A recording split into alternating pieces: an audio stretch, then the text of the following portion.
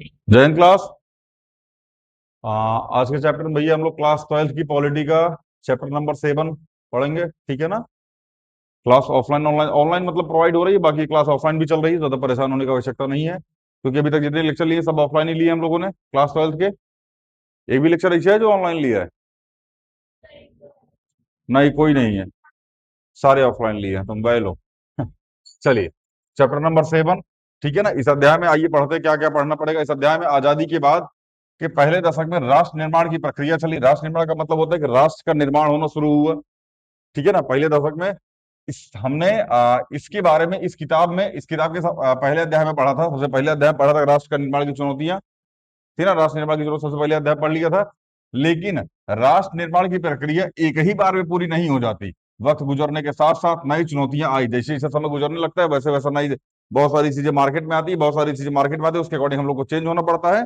तो ऐसा नहीं कि एक बार राष्ट्र निर्माण की प्रक्रिया हो गई तो चलती रहेगी, ना ना, समय के साथ साथ उसमें कुछ ना कुछ चेंजेस करने पड़ते हैं। कुछ पुरानी समस्याएं ऐसी थी जिनका उनका समाधान पूरी तरह से नहीं हो सका था।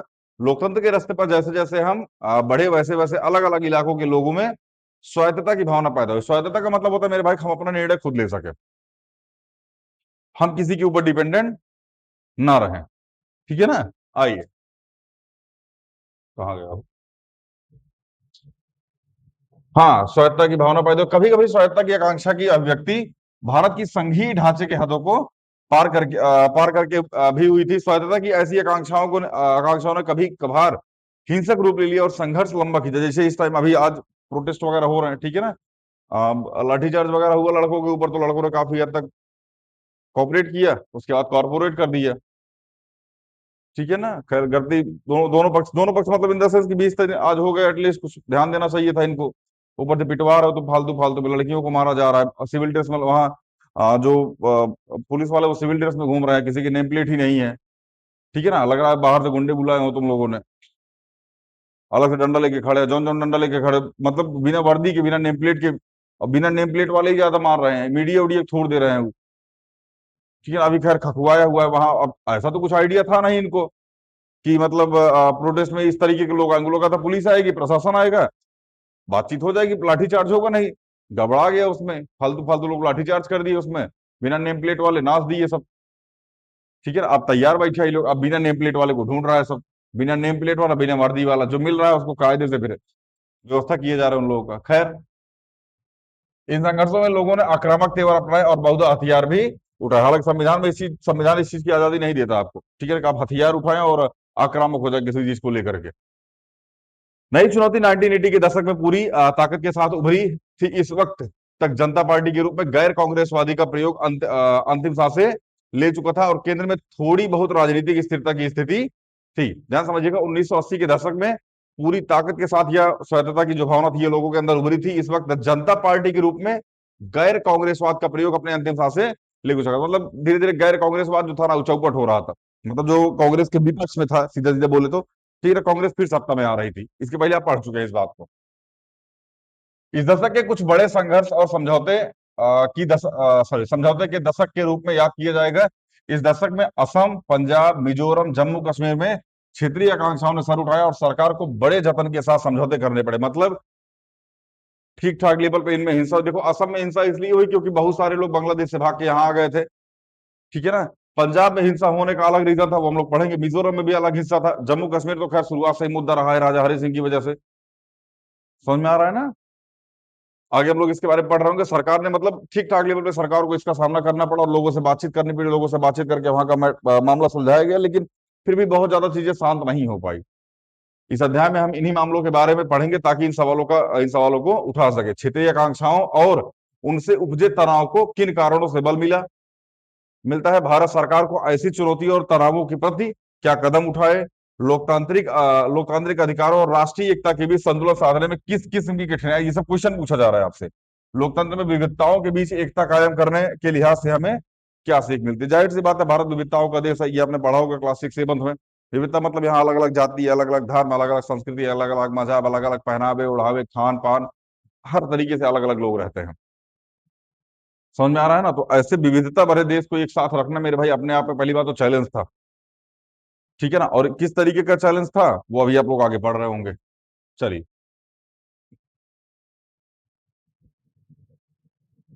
चैप्टर का नाम है क्षेत्रीय आकांक्षाएं, ठीक है ना। अध्याय 7 है क्षेत्र और राष्ट्र।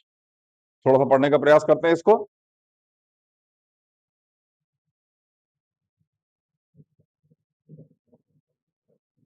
चलिए, 1980 के दशक को स्वायत्तता की मांग के दशक के रूप में देखा जाता है। ध्यान रखिएगा, 1980 का जो दशक था वो किस दशक के नाम से जाना जाता है? स्वायत्तता की मांग के दशक के रूप में देखा जा सकता था। इस दौर में देश के कई हिस्सों में स्वायत्तता की मांग उठी और इसने संवैधानिक हदों को पार किया। मतलब संविधान के नियमों को पार किया, ठीक है। जो संविधान में चीजें लिखी गई थी उसके अकॉर्डिंग ना चल के, उसके मतलब ऊपर चल के, जैसे मान लीजिए अभी संसद को आप जाके घेर लीजिए, ये संसद में आप घुस जाइए मेरे भाई, ये लोकतंत्र की सबसे बड़ी हार होगी,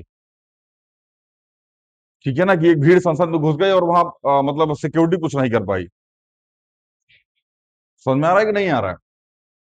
तो कई हिस्सों में स्वायत्तता की मांग उठी और संवैधानिक हदों को इसने पार भी किया। इन आंदोलनों में शामिल लोगों ने अपनी मांग के पक्ष में हथियार उठाए।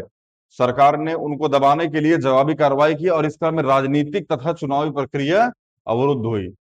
मतलब कुछ कुछ ऐसे थे जो अपने मांग के चक्कर में हथियार भी उठा लिए थे, जिसकी वजह से राजनीतिक प्रक्रिया भी और मतलब राजनीतिक और चुनाव प्रक्रिया भी अवरुद्ध हुई थी। आश्चर्य नहीं कि स्वायत्तता की मांग को लेकर चले अधिकतर संघर्ष लंबे समय तक जारी रहे और इन संघर्षों का विराम लगाने के लिए केंद्र सरकार की सुलह की बातचीत का रास्ता अख्तियार करना पड़ा। अख्तियार मतलब होता है मतलब अपनाना पड़ा, ठीक है ना। बातचीत का रास्ता अपनाना पड़ा कि इनको किस तरीके से सुलह की जाए इनसे, अथवा स्वायत्तता के आंदोलन की अगुवाई कर रहे समूहों से समझौते करने पड़े, कोऑर्डिनेशन करना पड़ा इनके साथ कि भैया हाँ ठीक है, जो आप कह रहे हैं आपका अभिमान है, लेकिन संविधान के ऊपर नहीं, जो आप बोल रहे हैं हम आपकी बात मानने के लिए तैयार हैं, थोड़ा सा समय दीजिए, ठीक है ना। बातचीत की एक लंबी प्रक्रिया के बाद दोनों ही पक्षों के बीच समझौता हो सका। बातचीत का लक्ष्य यह रखा गया कि विवाद के मुद्दों को संविधान के दायरे में रहकर निपटा लिया जाए। बहरहाल समझौते तक पहुंचने की एक यात्रा बड़ी सुगम रही और इनमें जब तक हिंसा के स्वर भी उभरे, मतलब काफी हद तक संवैधानिक भी रहा, ठीक है ना। फिर उसके बाद कभी कभार ऐसा होता था कि अ, संविधान का उल्लंघन करके लोग अपनी बात मनवाने का प्रयास करते थे कि गवर्नमेंट इस बात को नहीं मानती थी। गवर्नमेंट हमेशा बोलती थी, जो भी उस टाइम थी वो हमेशा बोलती थी कि भैया देखो, संविधान के दायरे में रह करके चीजों को करो, संविधान के दायरे में रह करके चीजों की मांग करो, तो हम कुछ प्रयास कर सकते हैं। अन्यथा आपके पास हथियार है तो हमारे पास प्रशासन है, फिर हम उस तरीके से जवाब देंगे जिस तरीके से संविधान जवाब देने के लिए बोलता है, ठीक है। आई भारत सरकार का नजरिया, भारत सरकार का क्या नजरिया था इस चीज को लेकर समझने का प्रयास करते हैं।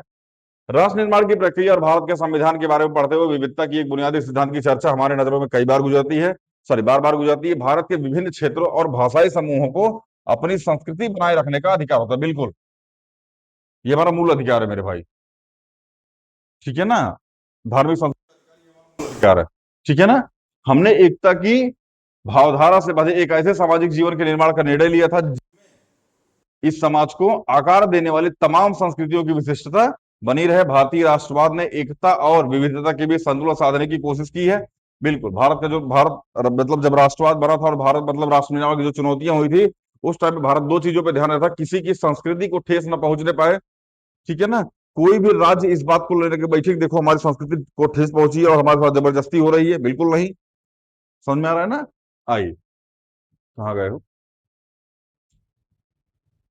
हाँ, यहाँ एकता और विविधता के बीच संतुलन साधने का प्रयास कर रहे कोशिश कर रहे थे। राष्ट्र का मतलब यह नहीं कि क्षेत्र को नकार दिया जाए, मतलब नेशनल का मतलब, राष्ट्र का मतलब ये नहीं है कि तुम जो क्षेत्र मतलब नेशन, राज्य की जो चीजें हैं, राज्य के अंदर जो क्षेत्र बसे हुए हैं उनको नकार दो, ना ना ना ना, इस तरीके से नेशन नहीं बनता।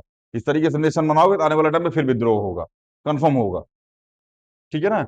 इस अर्थ में भारत का नजरिया यूरोप के कई देशों से अलग रहा, जहां सांस्कृतिक विभिन्नताओं को राष्ट्र की एकता के खतरे के रूप में देखा गया। मतलब सांस्कृतिक विभिन्नता को राष्ट्र के खतरे के रूप में देखा गया, लेकिन ये चीज यूरोप में हुई, ठीक है ना। लेकिन भारत उससे बहुत अलग सोच रहा था। भारत इसको खतरे के रूप में नहीं देख रहा था, बल्कि इसको अवसर के रूप में देख रहा था, क्योंकि अलग अलग संस्कृति के लोग, अलग अलग दिमाग के लोग, अलग अलग विचार के लोग अब एक बात बताओ, जहां 10 लोग बैठे हैं वहां 10 लोग नहीं बैठे मेरे भाई, वहां 10 विचार बैठे हैं,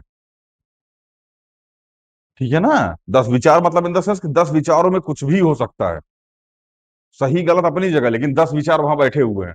तो भारत ने कहा कि ये विभिन्नता हमारे लिए श्राप नहीं, हमारे लिए वरदान है। समझ में आ गया नहीं आ गया? आई भारत ने विविधता के सवाल पर लोकतांत्रिक दृष्टिकोण अपनाया। लोकतांत्रिक दृष्टिकोण मतलब होता है कि लोकतंत्र के तरीके से इसको मतलब समझने का प्रयास किया। लोकतंत्र में क्षेत्रीय आकांक्षाओं की राजनीतिक अभिव्यक्ति की अनुमति है, और लोकतंत्र क्षेत्रीयता को राष्ट्र विरोधी नहीं मानता। कभी भी लोकतंत्र में क्षेत्र को, सर गवर्नमेंट में कभी इस चीज को नहीं माना, और लोकतंत्र में माना भी नहीं जाता है। ठीक है, क्षेत्र की वादों को राष्ट्र विरोधी, ना ना ना ना, ऐसा नहीं होता है। दोनों को अवसर दिया जाए मेरे भाई। इसके अतिरिक्त लोकतांत्रिक राजनीति में इस बात के पूरे अवसर होते हैं कि विभिन्न दल और समूह क्षेत्रीय पहचान, आकांक्षा अथवा किसी खास क्षेत्रीय समस्या के आधार को बनाकर लोगों की भावनाओं की नुमाइंदगी करे। मतलब किसी एक खास पॉइंट को बनाकर के लोगों की भावनाओं को बताएं, उसके बाद गवर्नमेंट उससे बात करेगी। जब उससे बात करेगी तो उसके अकॉर्डिंग निवारण निकालेगी, और जब निवारण निकालेगी तो दोनों पक्ष आराम से बैठ के समझौता कर लेंगे। समझ में आया? आइए, इस तरह लोकतांत्रिक राजनीति की प्रक्रिया में क्षेत्रीय आकांक्षाएं और बलवती होती हैं। साथ ही लोकतांत्रिक राजनीति का एक अर्थ यह भी है कि क्षेत्रीय मुद्दों और समस्याओं पर नीति निर्माण की प्रक्रिया में समुचित ध्यान दिया जाएगा और उन्हें इसमें भागीदारी दी जाएगी। नीति निर्माण का मतलब होता है जब भी कोई नियम बनेगा, जब भी कोई पॉलिसी बनेगी, तो इसमें उन क्षेत्रीय लोगों का भी हाथ होना चाहिए। उद्योग प्रबंधन में कामगारों की भागीदारी, डीपीएसपी भाग 4। समझ में आ रहा है ना? तो जब भी कोई नीति निर्माण होगा, जब भी कोई प्रक्रिया होगी, तो ये मतलब क्षेत्रीय लोगों का, क्षेत्रीय मतलब इन द सेंस कि राष्ट्र का भी यही कहना था कि क्षेत्रीय लोगों को इसमें पार्टिसिपेट करने का अवसर दिया, ताकि उनकी भावना को कोई ठेस ना पहुंचे और वो भी अपनी राय दे सके इस मामले में। ठीक है ना? ये लोकतांत्रिक होना चाहिए। समझ में आया? आइए, ऐसी व्यवस्था में कभी कभार तनाव या परेशानियां खड़ी हो सकती है, बिल्कुल हो सकती हैं। ठीक है ना? अलग अलग मत होंगे तो जाहिर सी बात है, मतभेद होना तो कंफर्म है, क्योंकि मतभेद तो संविधान बनाने टाइम भी हुआ था मेरे भाई। कभी ऐसा भी हो सकता है कि राष्ट्रीय एकता के सरोकार क्षेत्रीय आकांक्षाओं और जरूरतों पर भारी पड़े। कभी कभार ऐसा होता है ना कि राष्ट्रीय एकता जो होता है ना, राष्ट्रीय एकता का सरोकार जो होता है, वो क्षेत्रीय आकांक्षाओं और जरूरतों पर भारी पड़ सकता है। मतलब क्षेत्रीय आकांक्षाएं जरूरी नहीं है, उनकी जरूरतें जरूरी नहीं है, जरूरी क्या है? राष्ट्रीय एकता। कभी कभार ये इनके ऊपर भारी पड़ जाती है। संविधान के विरुद्ध जाकर उससे कुछ मांगोगे तो नहीं मिलेगा मेरे भाई, उसके दायरे में रह करके मांगो तो देने का प्रयास किया जाएगा। ठीक है ना? कभी ऐसा भी हो सकता है कि कोई क्षेत्रीय सरोकारों के कारण राष्ट्र की बृहत्तर आवश्यकताओं से आंख मूंद ले। जो राष्ट्र चाहते हैं कि विविधताओं का सम्मान हो, साथ ही राष्ट्र की एकता भी बनी रहे, वहां क्षेत्रों की ताकत, उनके अधिकार और अलग अस्तित्व के मामले में राजनीतिक संघर्ष का होना एक आम बात है। जहां राष्ट्र ये चाहते हैं कि विविधताओं का सम्मान हो, साथ ही राष्ट्र की एकता भी बनी रहे, वहां जो क्षेत्र होते हैं उनकी ताकत, उनके अधिकार और अलग अस्तित्व, मतलब उनकी अलगाववाद की मांग को लेकर के राजनीतिक संघर्ष होना, ये आम बात है, इसमें कोई दो राय नहीं है, ये होगा। समझ में आ गया ना? आगे, तनाव के दायरे। हमने पहले अध्याय में पढ़ा था कि आजादी के तुरंत बाद हमने देश के विभाजन, विस्थापन, देशी रियासत के विलय और राज्यों के पुनर्गठन जैसे कठिन मसलों को जूझना पड़ा था। बहुत खतरनाक था, इसमें सरदार वल्लभ भाई पटेल बहुत बेहतरीन भूमिका निभाए थे। ठीक है ना? उसके बाद पंडित जवाहरलाल नेहरू, जो मतलब जिसकी जितनी भूमिका थी, वो उस तरीके से अपनी अपनी भूमिका निभा रहे थे। देश और विदेश के अनेक पर्यवेक्षकों का अनुमान था कि भारत एकीकृत राष्ट्र के रूप में ज्यादा दिनों तक नहीं टिक पाएगा। ये सब मान रहे थे मेरे भाई। उस टाइम तो ये भी मान रहे थे कि लोकतंत्र, इनके यहाँ वोटिंग कराना सबसे बड़ा चैलेंज है। गवर्नमेंट उस समय भारत ने भी उनके मुंह पे तमाचा मारा था। अलग अलग पत्रकार बोल रहे थे कि तुम्हारे यहाँ वोटिंग हो ही नहीं पाएगी, इतने अनपढ़ लोग हैं, इतने जाहिल लोग, कैसे वोटिंग हो पाएगी? सबसे दिक्कत जानते हो क्या है? नाम मीरा कुमारी, पति का नाम फलाने की बीवी। मीरा कुमारी भी नाम नहीं लिखा था, वहां लिखा था फलाने की बीवी, अलान की बीवी, फलान की बीवी, अलान की मम्मी, फलान की मम्मी, अलान की पत्नी, फलान की पत्नी, वहां लिखा हुआ था इसे। समझ में आ रहा ना? इस तरीके से वोटर कार्ड बना था। बाद में फिर से वोटिंग कार्ड बनवाया गया, फिर से मतलब निर्वाचन आयोग ने फिर से आदेश दिया। ठीक है ना? मतलब बीएलओ वालों को, ठीक है, फिर से जाके मतलब निर्वाचन कार्ड लोगों को बनाने का प्रयास कीजिए और नाम जानने का प्रयास कीजिए। ठीक है ना? तो बहुत सारी चीजें लोग वहां पढ़ के आ चुके हैं। ठीक है ना? एकीकृत राष्ट्र के रूप में ज्यादा टिक नहीं पाएगी, ये वो लोग बोल रहे थे। आजादी के तुरंत बाद जम्मू कश्मीर का मसला सामने आया, पढ़ेंगे अभी इसी में। यह सिर्फ भारत और पाकिस्तान के बीच संघर्ष का मामला नहीं था, कश्मीर घाटी के लोगों की राजनीतिक आकांक्षाओं का सवाल भी इससे जुड़ा हुआ था। ये केवल भारत पाकिस्तान के मुद्दे की बात नहीं थी मेरे भाई। ठीक है ना। मैटर ये था कि समय रहना जैसा कोई आदमी क्रॉस फायरिंग में ही मारा जाए। मतलब बहुत सारे लोग, ठीक है ना, जो मतलब मुद्दा हो रहा भारत पाकिस्तान का और परेशान हो रहे बेचारे जम्मू कश्मीर वाले। ये मुद्दा शुरुआत से ही छिड़ा हुआ है। समझ में आया ना। आगे बढ़ेंगे हम लोग इसके बारे में। ठीक इसी तरह पूर्वोत्तर के कुछ भागों में भारत का अंग होने के मसले पर सहमति नहीं थी। पूर्वोत्तर के कुछ भाग थे जो बोल रहे थे कि हम भारत का अंग नहीं होंगे, इस पर सहमति वो नहीं जता रहे थे। पहले नागालैंड, मतलब सॉरी, नागालैंड में और फिर मिजोरम में भारत से अलग होने की मांग करते हुए जोरदार आंदोलन चले। दक्षिण भारत में द्रविड़ आंदोलन से जुड़े कुछ समूहों ने एक समय तक राष्ट्र की बात उठाई थी। मतलब एक तरीके से ये बोला जा सकता है कि साउथ में भी, ठीक है, द्रविड़ आंदोलन चले थे, और नॉर्थ ईस्ट में भी, ठीक है ना, नागालैंड और फिर मिजोरम भारत से अलग होने की बात कर रहे थे। लेकिन भाग एक, आर्टिकल 1, भारत राज्यों का संघ है। जो भी राज्य भारत में एक बार जुड़ गया वो भारत से अलग नहीं हो सकता। तो तुम उठाओ मांग मेरे भाई, कुछ नहीं हो सकता। ठीक है ना। चलिए,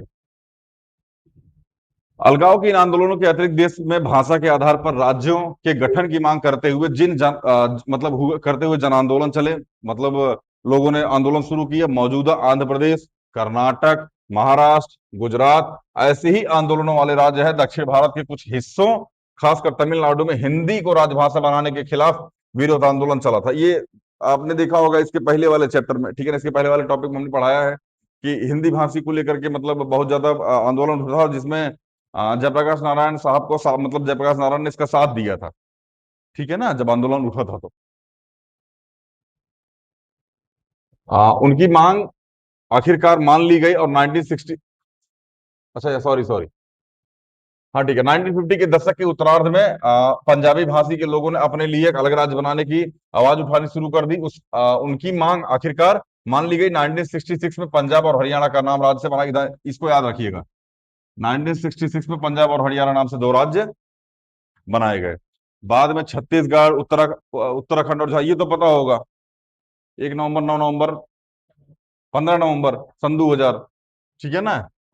उससे यूपी से उत्तराखंड, और बिहार से वो झारखंड, और एमपी से छत्तीसगढ़, ये तीनों वहीं से बने, तो उसका गठन हुआ था। कहा जा सकता है कि विविधता की चुनौती से निपटने के लिए देश की अंदरूनी सीमा रेखाओं का पुनर्निर्धारण किया गया। मतलब देश की जो अंदरूनी सीमा थी उसका पुनर्निर्धारण किया गया, फिर से उसको निर्धारण किया गया।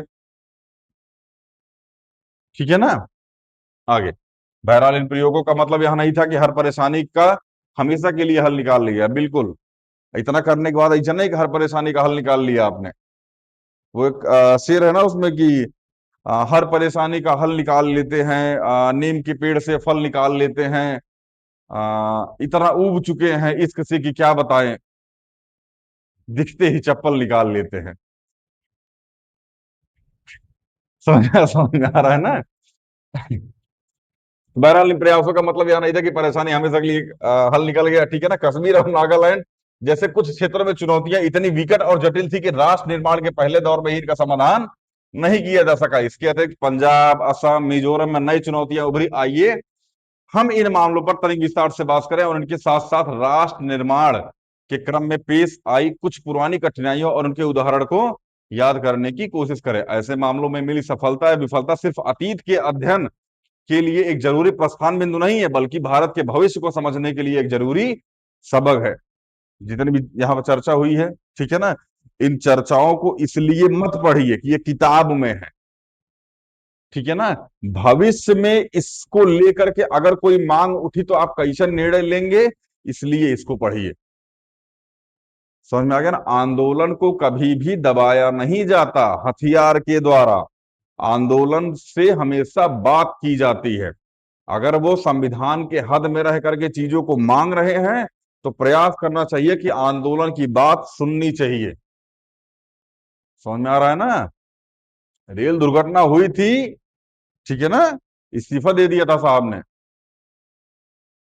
90 टू पेपर लीक करा के बैठे हैं, जगह जगह घोटाला हो रहा है, तमाम अधिकारी सब आंखें गड़ाए हुए बैठे हैं। समझ में आ रहा है ना। कुछ पुराने दशक याद कर लीजिए आप लोग, थोड़ा हिस्ट्री उस्ट्री पढ़िए, समझ में आएगा।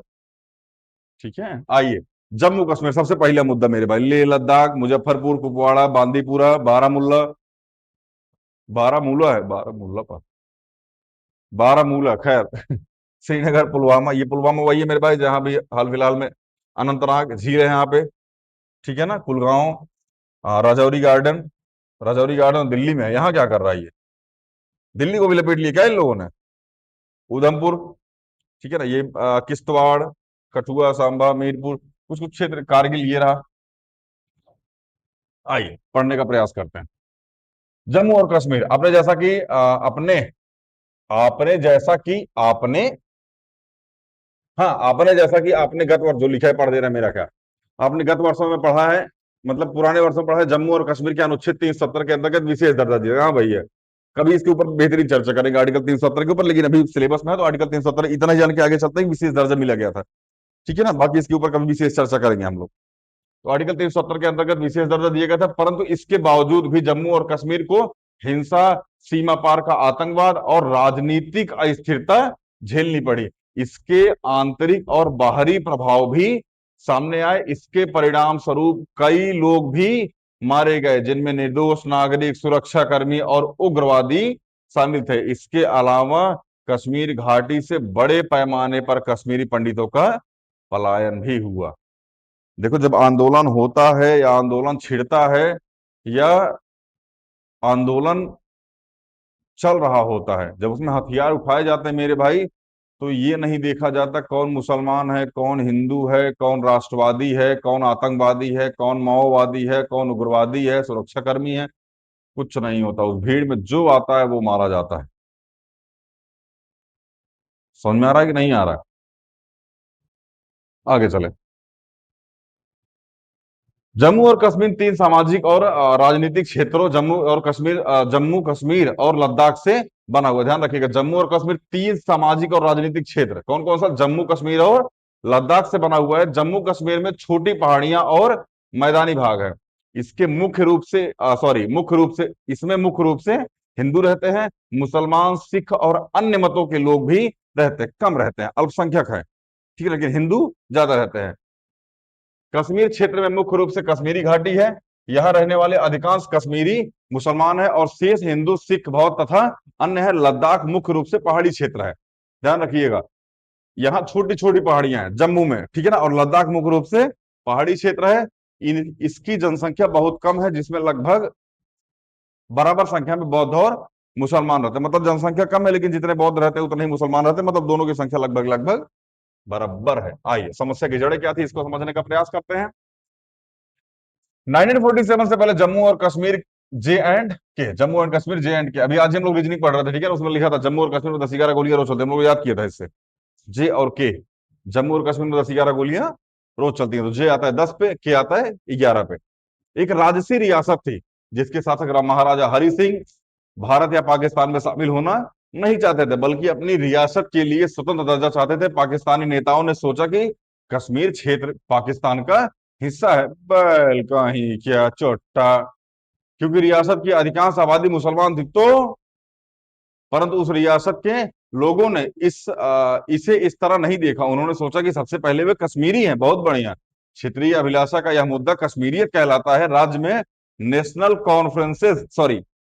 कॉन्फ्रेंस के शेख अब्दुल्ला के नेतृत्व में चलाया गया लोकप्रिय आंदोलन महाराजा से छुटकारा पाना चाहता था, साथ ही पाकिस्तान बेटा अपना, ठीक है ना, साथ ही बेटे में शामिल होने के विरुद्ध था, ठीक है ना। नेशनल कॉन्फ्रेंस एक धर्मनिरपेक्ष संगठन में, मतलब किसी भी धर्म का मतलब किसी भी धर्म को लेकर के वो चलने वाला नहीं, कोई संगठन नहीं था। इसका कांग्रेस के साथ लंबे समय से संबंध था। शेख अब्दुल्ला नेहरू सहित कुछ राष्ट्रवादी नेताओं के व्यक्तिगत की तरफ से फायदा भी थोड़ा बहुत होना था शेख अब्दुल्ला की वजह से। समझ में आ रहा है ना, ये सब छोटा सा बोला था, जम्मू कश्मीर हमारा है। स्टेशन पे ना, चप्पल के एड़ी के नीचे का एरिया फटा होता है, वो चप्पलवा ना खोपड़िया के नीचे वो दबा के सोता हम लोग, तो लोग को जम्मू कश्मीर देगा रे बैला, तो लाहौर में कब्जा मार दे, ठीक है ना। खैर, छोटे छोटे लोग बड़ी बड़ी बातें। आइए, वो कहावत है ना, छोटा मुंह बड़ी बात, तुम्हारा मोह छोटा है, बात तो तुम करवाओ ही मत। कुछ भी बकते रहते हो। तुमको पता है हर देश के पास आर्मी है, हर देश के पास आर्मी है एक्सेप्ट पाकिस्तान। लेकिन आर्मी के पास देश है, एक वो ऐसा देश है ना जिसका आर्मी, आर्मी के पास देश है। बाकी सब देश के पास अपनी अपनी आर्मी है, अगर आर्मी के पास देश है, सेना के पास एक देश है, गिट्ठा कहीं का ही बताएगा हमारा छोटा है। अरे बेस्ट, वेस्ट बंगाल तो अपना है, बांग्लादेश भी अपना है। आने वाले टाइम में बांग्लादेश अपना हो जाएगा, ठीक है ना। एक बार चंद्रगुप्त मौर्य जैसा व्यक्ति और आ जाए, ठीक है ना, माहौल बन जाएगा। तुर्की उर्की तक तो कब्जे मार देंगे।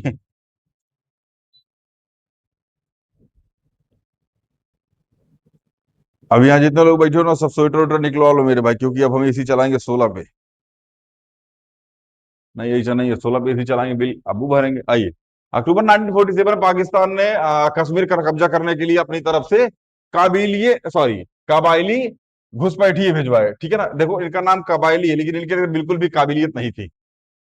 ये एक नंबर के बैल आदमी थे, ठीक है ना। बैल मतलब इन द सेंस कि ये ना मतलब इंसानियत को शर्मसार करने वाले लोग थे मेरे भाई। अब इनके बारे में आर्टिकल 370 हम लोग कभी चर्चा करेंगे, क्योंकि उनको गरियाना बहुत बेहतरीन है। अभी क्लास में हम लोग गरिया नहीं सकते, क्योंकि इसमें 11 12 के बच्चे बैठे होंगे। जब यूपीएससी क्लास तब उसको गरियाएंगे बल भर, साथ में मिलकर गरियाएंगे चुट्टो को। घुसपैठी भेजे, इसमें महाराजा को भारतीय सैनिकों की सहायता लेने के लिए बाध्य किया। भारत ने सैनिकों की सहायता दी और कश्मीर घाटी से घुसपैठियों को वापस खदेड़ दिया। परंतु यह तभी हुआ जब महाराजा ने भारत सरकार के विलय पत्र पर हस्ताक्षर कर दिया। चुट्टा पहले हस्ताक्षर किया होता तो इसे नहीं भेजा होता, हस्ताक्षर बाद में किया, इसलिए पहले वो घुस आए, ठीक है ना, नौटंकी हो गया, उसके बाद चुट्टा जाके।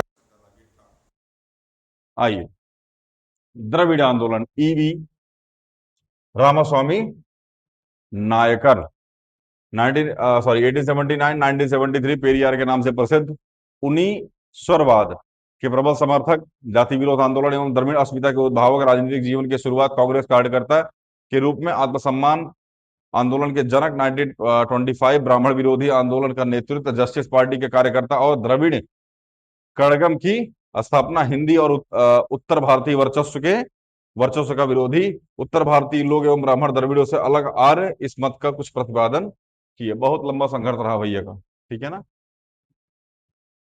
चलिए आइए द्रविड़ आंदोलन के बारे में पढ़ते हैं। उत्तर हर दिन बढ़ता जाए, दक्षिण दिन दिन घटता जाए, ये द्रविड़ आंदोलन का नारा था।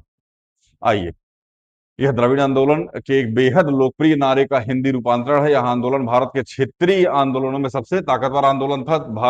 भारतीय राजनीति में यह आंदोलन क्षेत्रीयतावादी भावनाओं की सर्वप्रथम और सबसे प्रबल अभिव्यक्ति था। हालांकि आंदोलनों के नेतृवर्ग के एक हिस्से की आकांक्षा एक स्वतंत्र द्रविड़ राष्ट्र बनाने की थी, पर आंदोलन ने कभी सशस्त्र संघर्ष की राह नहीं अपनाई। गलत है मेरे भाई, सशस्त्र मतलब सशस्त्र विद्रोह करने का मतलब समझ रहे हो, फिर आप देश के, राष्ट्र के, गवर्नमेंट के सबके विरुद्ध जा रहे हैं, ठीक है ना। और गवर्नमेंट के पास प्रशासन या सेना की कमी नहीं है, आप इस बात को ध्यान रखिए, खासकर अपने ही लोगों को दबाने के लिए।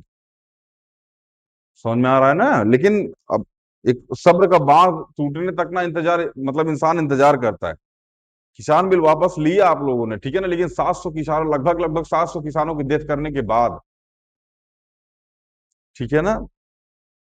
अभी जो बेचारे 15 16 साल के बच्चे जो अनशन कर रहे थे, जो मतलब बैठे हुए थे उसमें जंतर मंतर पे, आपने उनको ऊपर लाठी चार्ज कराया। 15 16 साल का लड़का, सोचो, जागरूक तक नहीं होते बेचारे, 16 17 साल के बच्चे 12th पास आउट होते हैं, 12th कर रहे होते हैं, बहुत ज्यादा पता भी नहीं होता इनको। ये सब जो टॉपिक पढ़ रहे हैं मेरे भाई ना, ये इनके लिए एग्जाम पास करने के लिए होता है बस, बाकी इनको इससे कोई लेना देना नहीं होता है। वो बेचारे वहां प्रोटेस्ट में गए थे, आपने उनको ऊपर लाठी चार्ज कराया, ठीक है ना, भूलेंगे थोड़ी वो इस दिन को। समझ में आ रहा है? मार दिया, किसी का हाथ फट गया, किसी को खोपड़ा फट गया। आपके यहाँ जो भी मतलब जो सैनिक बल आया हुआ था, उसके पास ना कोई नेम प्लेट था, न कुछ था, मतलब हवाबाजी कर रहे हैं आप पार्लियामेंट बैठ कर, ठीक है ना। राहुल गांधी साहब को अपने विपक्ष में बैठे, तो विपक्ष की बातें भी सुननी चाहिए। देखो विपक्ष का मतलब ये होता है मेरे भाई ना, कि वो इंसान भी कुछ ना कुछ सांसद लेके बैठा हुआ है पार्लियामेंट में। समझ में आ रहा है ना। और उस इंसान की बात भी सुनी जानी चाहिए, बस इतना है कि उसकी लोकसभा जितनी बहुमत चाहिए तो उतनी सीटें नहीं आई, लेकिन जिसका बहुमत है इसका मतलब ये थोड़ी कि आप कुछ भी करेंगे। हर आंदोलन को दबाया नहीं जा सकता, आपको उनसे बातचीत करनी चाहिए थी, बातचीत करके उस मसले का हल निकालना चाहिए था, ठीक है ना। जो चीजें वो मांग रहे हैं, या तो आप, जो चीजें वो बोल रहे हैं, आप सोनम वांगचुक साहब क्या बोल रहे हैं, आप लिख दे दीजिए कि भविष्य में ऐसा कुछ नहीं होगा। अगर ऐसा होगा तो फिर हम इसके लिए जो भी आप बोल रहे हो करने के लिए तैयार हैं। आप ये बतिया लिख के दे दीजिए। आप इसको भी लिखने के लिए तैयार नहीं है, इसका मतलब आप खुद अभी तैयार प्रिपेयर नहीं, आगे कुछ हो जाएगा। समझ में आ रहा है कि नहीं आ रहा? आपने 9th का सिलेबस चेंज किया, किताबें मार्केट में अवेलेबल नहीं कराई आपने। हिंदी मीडियम की किताब आप जाके 15 दिन 20 दिन पहले आई है, इसकी पहले किताबें नहीं आई थी हिंदी मीडियम की। ठीक है ना, एजुकेशन सिस्टम को खुद एजुकेट करने की जरूरत है। अब बोल दो तो इंटरनेशनल इंटरनेशनल एनएसए लगा दे ये लोग। खैर,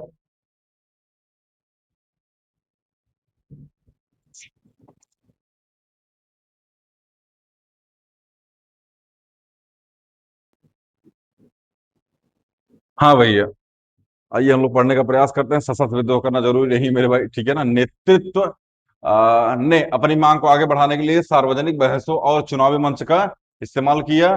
द्रविड़ आंदोलन की बागडोर तमिल समाज सुधारक ईवी रामास्वामी नायर पेरियार के हाथों में थी। इस आंदोलन से एक राजनीतिक संगठन द्रविड़ कड़गम का सूत्रपात हुआ। यह संगठन ब्राह्मणों के वर्चस्व का विरोध करता था तथा उत्तरी भारत के राजनीतिक, आर्थिक और सांस्कृतिक प्रभुत्व को नकारते हुए क्षेत्रीय गौरव की प्रतिष्ठा पर जोर देता था। प्रारंभ में द्रविड़ आंदोलन का समग्र दक्षिण भारतीय संदर्भ में अपनी बात रखता था, लेकिन अन्य दक्षिणी राज्यों से समर्थन न मिलने के कारण यह आंदोलन धीरे धीरे तमिलनाडु तक ही सिमट कर रह गया। बाद में द्रविड़ कड़गम दो धड़ों में बट गया और आंदोलन की समूची राजनीतिक विरासत द्रविड़ मुनेत्र कड़गम के पाले में केंद्रित हो गई, जैसे कांग्रेस बटी थी दो पार्ट में। ठीक है ना। 1953-54 के दौरान डीएमके के तीन सूत्री आंदोलन के साथ राजनीति में कदम रखा। आंदोलन की तीन मांगे थी। पहली, कल्लाकुड़ी कल्लाकुड़ी नामक रेलवे स्टेशन का नया नाम डालमियापुरम निरस्त किया जाए और रेलवे स्टेशन का मूल नाम बहाल किया जाए। संगठन की यह मांग उत्तर भारतीय आर्थिक प्रतीकों के प्रति उनके विरोध के पर, मतलब जो भी इनकी मांगे थी वो इसमें दिखाया गया। ठीक है ना, किस तरीके की इनकी मांगे थी। और हिंदू विरोधी आंदोलन था ये 1965 का। ठीक है ना, तमिलनाडु में हिंदू विरोधी आंदोलन। चलिए, अच्छा पेपर की कटिंग वटिंग है भैया। आइए दूसरी मांग क्या थी, इसको पढ़ने का प्रयास करते हैं। दूसरी मांग इस बात को लेकर थी कि स्कूली पाठ्यक्रम में तमिल संस्कृति के इतिहास को ज्यादा महत्व दिया जाए। संगठन की तीसरी मांग राज्य सरकार के शिल्पकर्म शिक्षा कार्यक्रम को लेकर थी। संगठन के अनुसार यह नीति समाज में ब्राह्मणवादी दृष्टिकोण को बढ़ावा देती थी। डीएमके हिंदी को राजभाषा का दर्जा देने के खिलाफ थी। 1965 में हिंदू विरोधी आंदोलन की सफलता में डीएमके को जनता के बीच और लोकप्रिय बना दिया। राजनीतिक आंदोलनों के एक लंबे सिलसिले के बाद डीएमके ने 1967 की विधानसभा चुनाव में बड़ी सफलता हाथ लगी। जाहिर सी बात है, डीएमके ये बात कर रहा था कि हिंदू विरोधी आंदोलन में शामिल था और रेलवे स्टेशन की मांग वगैरह को लेकर वो एक्टिव था। ठीक है ना, जो भी उसकी मांगे थी वो जायज थी, इसीलिए लोगों में वो ज्यादा लोकप्रिय हो गया और 1960 विधानसभा में चुनाव में बड़ी सफलता हाथ लगी। तब से लेकर आज तक तमिलनाडु की राजनीति में द्रविड़ दलों का वर्चस्व कायम है। डीएमके के संस्थापक सी अन्नादुरै की मृत्यु के बाद दल में दो फाड़ हो गया। दो फाड़ मतलब दो पार्ट में बढ़ गया।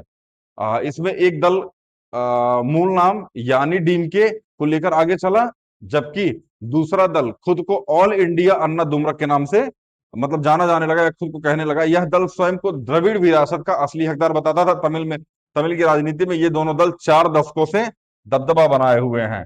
इनमें से एक दल 1996 से केंद्र में सत्तारूढ़ गठबंधन का हिस्सा रहा है। 1990 के दशक में एमडीएमके, ठीक है ना, ये क्या लिखा है, मरुमलर्ची द्रविड़ मुनेत्र कड़गम, पीएमके पट्टाली मक्कल कच्ची, डीएमके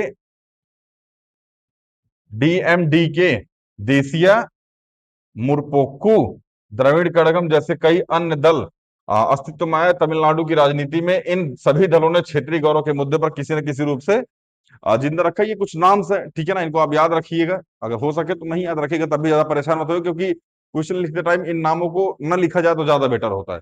ठीक है ना, क्योंकि प्रॉपर पर्टिकुलर किसी पार्टी को या किसी सत्ता को आप केंद्र में रख करके कोई चीज नहीं लिख सकते हैं। इसलिए बचा जाता है वर्तमान पार्टी या भूतपूर्व पार्टी करके नाम लिख के छोड़ दिया जाता है। ठीक है ना, पर्टिकुलर किसी पार्टी का नाम नहीं लिया जाता। तमिलनाडु की राजनीति में इन सभी दलों के क्षेत्रीय गौरव मुद्दे को किसी न किसी रूप में जिंदा रखा। एक समय क्षेत्रीय राजनीति को भारत राष्ट्र के लिए खतरा माना जाता था, लेकिन तमिलनाडु की राजनीति क्षेत्रवाद और राष्ट्रवाद के बीच सहकारिता की भावना का अच्छा उदाहरण पेश करती है। आगे चलते हैं हम लोग। द हिंदुस्तान टाइम्स का ये कटिंग वटिंग है, तो देख लीजिएगा, कश्मीर एसेस टू इंडिया। आगे चले, शेख मोहम्मद अब्दुल्ला के बारे में थोड़ा सा पढ़ते हैं मेरे भाई, बहुत अच्छे व्यक्ति थे ये, ठीक है ना। अकॉर्डिंग टू भारत, शेख मोहम्मद अब्दुल्ला 1905 में इनका जन्म हुआ था, 1982 में इनका देहावसान हुआ था। जम्मू एवं कश्मीर के नेता थे, जम्मू कश्मीर के स्वायत्त एवं धर्मनिरपेक्ष के समर्थक थे, राजशाही के खिलाफ जन आंदोलन का नेतृत्व किया था, धर्मनिरपेक्ष के आधार पर पाकिस्तान का विरोध किया था, नेशनल कॉन्फ्रेंस नेता थे।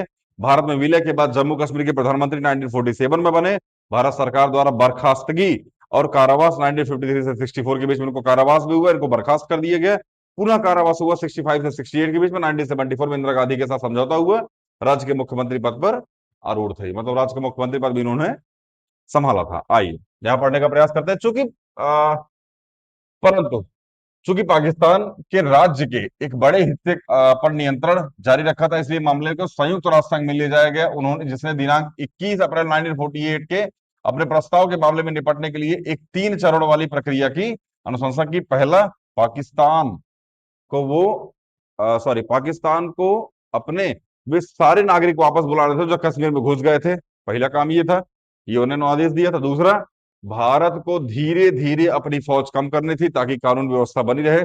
भारत ने बहुत ज्यादा फौजें जम्मू कश्मीर में उतार दी थी, धीरे धीरे वो फौज को कम करना था ताकि वहां कानून व्यवस्था बनी रहे, बहुत ज्यादा आर्म फोर्सेस ना उतारी जाए वहां पे। तीसरा, एक स्वतंत्र और निष्पक्ष तरीके से जनमत संग्रह कराया जाना चाहिए, परंतु इस प्रस्ताव के अंतर्गत कोई प्रगति नहीं हो सकी। जो भी प्रस्ताव था उसके अंतर्गत कोई प्रगति नहीं हुई, ठीक है ना, कोई प्रोग्रेस नहीं हुआ।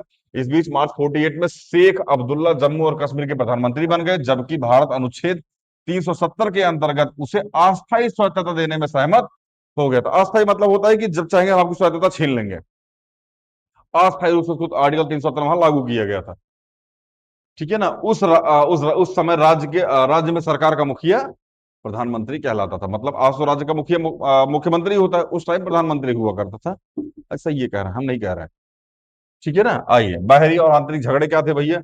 जब से जम्मू और कश्मीर की राजनीति बाहरी और आंतरिक दोनों के कारण विवादास्पद और द्वंद्वपूर्ण बनी रही, हमेशा से ऐसा हुआ, बाहरी और आंतरिक झगड़े यहाँ पर होते रहे लगातार, ठीक है ना। यहाँ विवाद भी हुआ, लोगों के बीच द्वंद्व भी हुआ, ठीक है ना, लगातार ये चीजें बनी रही। बाहर से पाकिस्तान ने सदा दावा किया कि कश्मीर घाटी पाकिस्तान का हिस्सा होना चाहिए, चोट्टा। जैसा हमने ऊपर जाना, पाकिस्तान ने 1947 में राज्य में कबायली हमला करवाया, जिसके फलस्वरूप राज्य का एक हिस्सा पाकिस्तान नियंत्रण में आ गया। हालांकि यह पाकिस्तान अधिकृत जम्मू कश्मीर POJK है, पाकिस्तान ऑक्युपाइड जम्मू कश्मीर भारतीय क्षेत्र है जिस पर पाकिस्तान का अवैध कब्जा है। 1947 से जम्मू कश्मीर का मामला भारत और पाकिस्तान के बीच द्वंद्व का प्रमुख मुद्दा बना रहा। आंतरिक रूप से भारतीय संघ में कश्मीर के दर्जे के बारे में विवाद है। अपने गत वर्ष में भारत का संविधान सिद्धांत और व्यवहार के अनुच्छेद 370 और 371 के अंतर्गत विशेष प्रावधानों के बारे में पढ़ा है, पिछले वाली बुक में, मतलब पिछले वाली बुक क्लास 11th में, ठीक है। सबसे पहला चैप्टर रही है, कहाँ चल गया, सबसे पहला चैप्टर ही तो है कि रही है नमो, अच्छा ये रहा, संविधान सिद्धांत और व्यवहार, हाँ भारत का संविधान सिद्धांत, हाँ, सबसे पहला चैप्टर आई है, ठीक है ना, क्लास 11th की बुक का। आइए, प्रावधानों पढ़ा, इस विशेष दर्जे को दो विपरीत प्रक्रियाओं को जन्म दिया। जम्मू और कश्मीर के बाहर लोगों का एक वर्ग जो विश्वास करता था कि अनुच्छेद 370 द्वारा प्रदत्त राज्य का विशेष दर्जा राज्य को भारत से पूर्ण रूप से एकीकृत नहीं होने देता है। पहले पॉइंट, कि जिस राज्य को विशेष दर्जा आर्टिकल 370 के तहत दिया गया है, इस ये भारत को कभी भी हमारे साथ नहीं मिलने देगा, या हमको कभी भारत में मिलने नहीं देगा, ये मानना था लोगों का, ठीक है ना। इस वर्ग को लगा कि अनुच्छेद 370 को रद्द कर देना चाहिए और जम्मू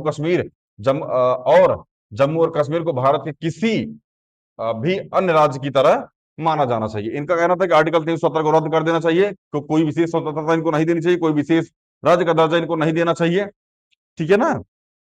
जम्मू और कश्मीर को वैसे ही रखा जाना चाहिए जैसे भारत के सारे राज्य हैं। आइए, दूसरे वर्ग, अधिकांश कश्मीरियों का मानना था कि अनुच्छेद 370 द्वारा प्रदत्त स्वायत्तता पर्याप्त नहीं है। उनकी कम से कम तीन प्रमुख शिकायतें थी। लो, एक का कहना था 370 खत्म करो और भारत को जम्मू कश्मीर को प्रॉपर भारत में मिला लो। एक का कहना था कि आर्टिकल 370 भी ठीक नहीं है, और ज्यादा चाहिए। क्या चाहिए, आइए समझने का प्रयास करते हैं। पहली यह थी कि कबायली हमले से उत्पन्न परिस्थितियों के सामान्य होने पर विलय मामला राज्य के लोगों को विचार करने के लिए देने का वायदा अभी तक पूरा नहीं हुआ। ध्यान समझना, उनकी कम से कम तीन प्रमुख शिकायतें थी। पहली यह कि कबायली हमले से उत्पन्न परिस्थिति के सामान्य होने पर विलय मामला राज्य के लोगों को विचार करने के लिए देने का वायदा अभी तक, मतलब एक तरीके से बोला गया कबायली हमले के बाद जो भी परिस्थितियां बदली हुई थी उसके ऊपर विचार करना चाहिए, ठीक है ना, विलय पत्र पर हस्ताक्षर करने के लिए। पहली मांग तो यही थी। आइए, कहाँ चला गया, इससे जनमत संग्रह की मांग उठी। दूसरे, यह अनुभव ये जनमत संग्रह के द्वारा उठा, ठीक है ना, मतलब इन्होंने कहा कि जनमत संग्रह कराइए और इस तरीके से हम लोग उसके बाद फिर जम्मू कश्मीर भारत में मिलने का प्रयास करेगा। दूसरे, यह अनुभव किया जा रहा था कि अनुच्छेद 370 द्वारा दिए गए विशेष संघीय दर्जा व्यवहारिक रूप से कम कर दिया गया है, इससे स्वायत्तता को बहाल करने या अधिक राज्य स्वायत्तता की मांग उठी। ऐसा माना जा रहा था कि आर्टिकल 370 के अंदर जो प्रावधान किए गए हैं वो प्रॉपर रूप से जम्मू कश्मीर को दिए नहीं जा रहे, कहीं ना कहीं उसमें थोड़ी बहुत हरामखोरी हो रही है। या तीसरा, यह अनुभव किया गया कि जिस प्रकार का लोकतंत्र शेष भारत में है वैसा ही जम्मू कश्मीर राज्य में लागू नहीं किया जा सकता। इनका मानना था कि जिस तरीके से मतलब जम्मू कश्मीर में मतलब जिस तरीके से अन्य राज्य को भारत में शामिल किया गया वैसे जम्मू कश्मीर को शामिल नहीं किया जा सकता। ये इनकी तीन मांगे थी, ठीक है ना। आइए आगे बढ़ने का प्रयास करते हैं। 1948 से राजनीति। प्रधानमंत्री बनने के बाद शेख अब्दुल्ला ने भूमि सुधार और अन्य नीतियां शुरू की जिससे सामान्य जन को लाभ पहुंचा, परंतु कश्मीर के दर्जे पर उनकी स्थिति के विषय में उनके और केंद्र सरकार के बीच मतभेद हाँ बढ़ता गया। उन्हें 1953 में पदच्युत कर दिया गया। पदच्युत मतलब इन द सेंस कि उनको पद से हटा दिया गया, ठीक है ना। कई वर्षों तक कैद भी रखा गया। उसके आ, उनके बाद आए नेतृत्व में उनका लोकप्रिय समर्थन नहीं मिला, वह राज्य में शासन चला पाए, जिसका मुख्य कारण, एक मिनट फिर से इस लाइन में, पदच्युत कर दिया गया मतलब अपने पद से हटा दिया गया और कई वर्षों तक कैद में रखा गया। उनके बाद आए नेतृत्व को मतलब उसके बाद जो भी नेतृत्व आया उतना लोकप्रिय समर्थन उनको नहीं मिला और वह राज्य में शासन चला पाए, जिसका मुख्य कारण केंद्र का समर्थन था। मतलब शेख अब्दुल्ला साहब के बाद जो भी लोग सत्ता में आए वो बहुत देर तक सत्ता चला नहीं पाए, ठीक है ना, मतलब उतना लोकप्रिय नहीं था और वो सत्ता चला पाए उसका मेन रीजन ये था कि उनको केंद्र से समर्थन मिल रहा था, ठीक है ना, जिसका केंद्र समर्थन था। विभिन्न चुनावों में अनाचार और हेरफेर संबंधी गंभीर आरोप थे। आगे 1953 में 1974 के बीच की अवधि में कांग्रेस पार्टी ने राज्य की नीतियों पर प्रभाव डाला। नेशनल कॉन्फ्रेंस शेख अब्दुल्ला रहित का एक धड़ा कांग्रेस के सक्रिय समर्थन के साथ कुछ समय तक सत्ता में रहा, परंतु बाद में यह कांग्रेस के साथ मिल गया। इस प्रकार कांग्रेस को राज्य पर सीधा नियंत्रण प्राप्त हुआ और परिवर्तन मतलब जम्मू कश्मीर में कुछ परिवर्तन भी किए गए इसके अकॉर्डिंग।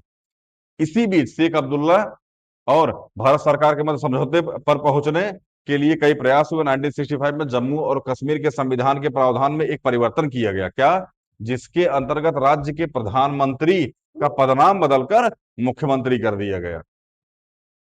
पहले प्रधानमंत्री वहां राज्य का सर्वे सर्वा होता था, अब मुख्यमंत्री सर्वे सर्वा होगा। इसके अनुसार भारतीय राष्ट्रीय कांग्रेस के गुलाम मोहम्मद सादिक राज्य के पहले मुख्यमंत्री बने। 1974 में इंदिरा गांधी का शेख अब्दुल्ला के साथ एक समझौता हुआ और वे राज्य के मुख्यमंत्री बन गए। उन्होंने नेशनल कॉन्फ्रेंस को पुनर्जीवित किया, जिसने 1977 के विधानसभा चुनाव में बहुमत से जीत हासिल की।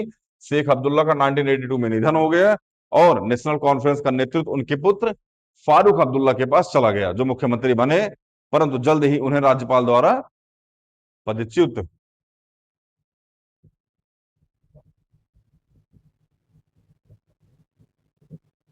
हाँ राज्यपाल द्वारा पदच्युत कर दिया गया और नेशनल कॉन्फ्रेंस से अलग हुआ एक गुट अल्प अवधि के लिए सत्ता में आ गया। कहने का मतलब ये है बाबू भैया कि शेख अब्दुल्ला साहब का जो भी राष्ट्रीय आंदोलन के नेता थे उनसे अच्छा खासा संबंध था, ठीक है ना। जैसे ही आर्टिकल 370 लागू हुआ, तीन मतलब एक तो कहते थे कि सीधा सीधा भारत में उनको मिला लो, कोई दिक्कत नहीं है हमको, जिस तरीके से बाकी राज्य हैं भारत भी उस तरीके से, मतलब हम भी भारत के राज्य बनना चाहते थे। बाकी लोग कह रहे थे कि उसमें तीन उनकी कुछ मांगे थी,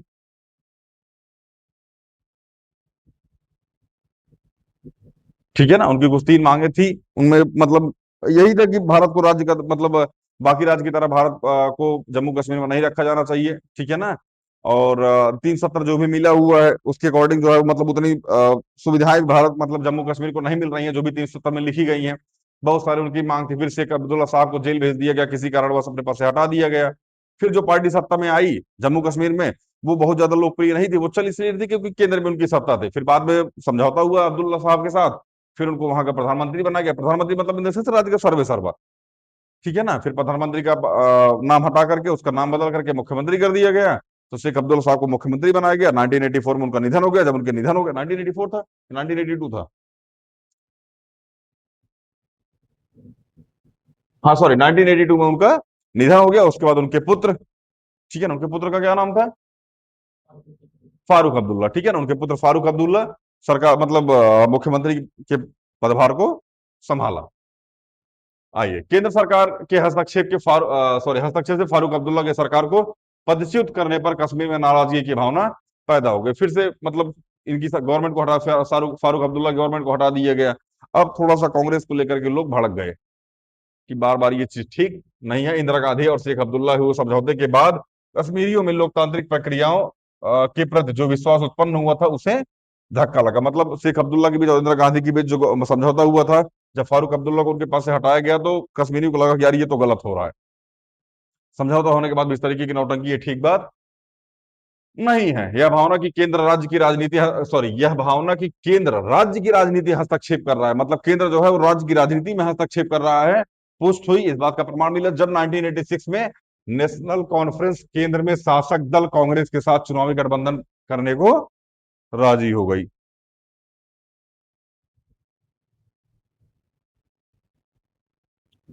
आइए, सशस्त्र विद्रोह और उसके बाद समझने का प्रयास करते हैं।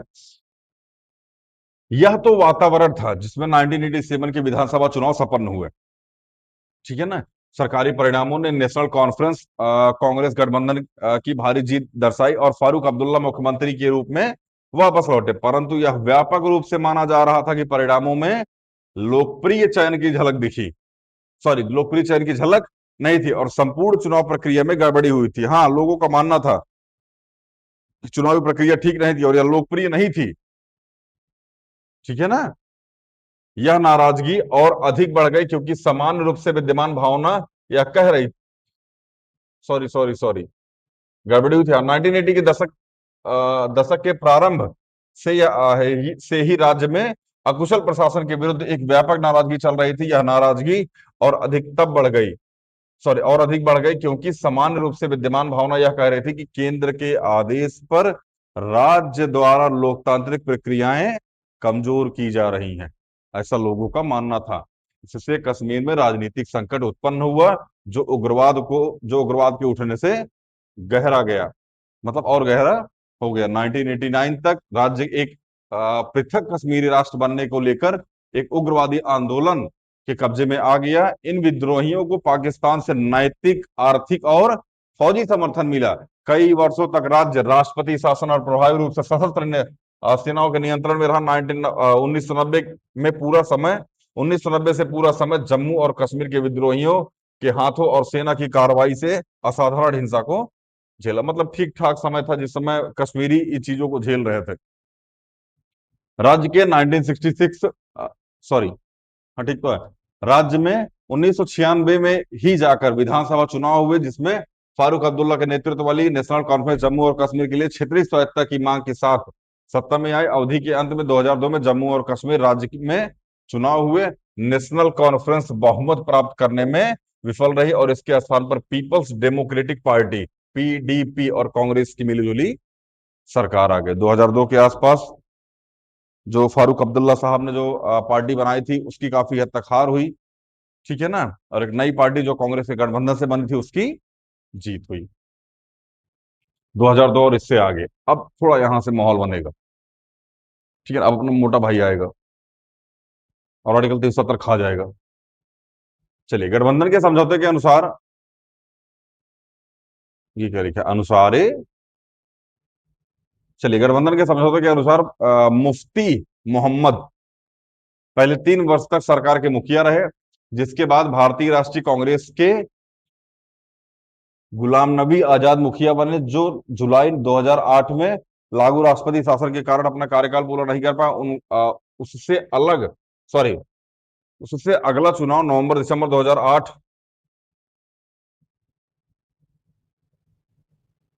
चलिए उससे उससे अगला चुनाव नवंबर दिसंबर 2008 में हुआ। एक और मिलीजुली सरकार नेशनल कॉन्फ्रेंस और भारतीय राष्ट्रीय कांग्रेस से बनी 2009 में उमर अब्दुल्ला के नेतृत्व में सत्ता में आई, परंतु राज्य को लगातार हुर्रियत कॉन्फ्रेंस द्वारा सॉरी हाँ हुर्रियत कॉन्फ्रेंस द्वारा पैदा की गई गड़बड़ियों का सामना करना पड़ा। 2014 में राज्य में फिर चुनाव हुए और माहौल बदल गया, पिछले 25 वर्षों में सबसे अधिक मतदान होना रिकॉर्ड किया गया।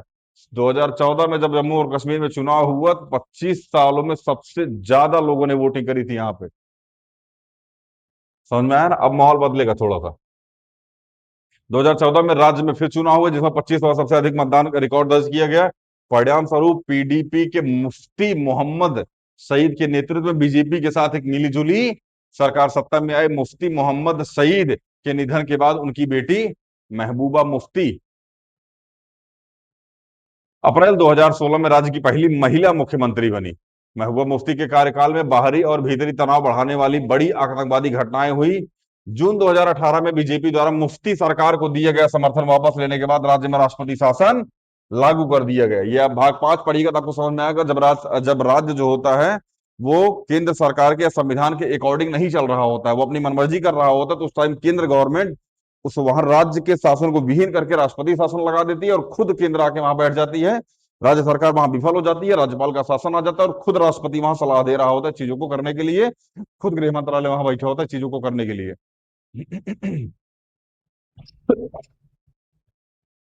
ठीक है ना? ज्यादा प्यास लग रही, गला खराब हो रहा, सोच रहे हैं 150-200 ग्लास काफी पी ले। आइए भाई, 5 अगस्त 2019 को जम्मू और कश्मीर पुनर्गठन अधिनियम 2019 द्वारा अनुच्छेद 370 को समाप्त कर दिया गया और राज्य को पुनर्गठित कर 2 केंद्र शासित प्रदेश जम्मू और कश्मीर तथा लद्दाख बना दिया गया।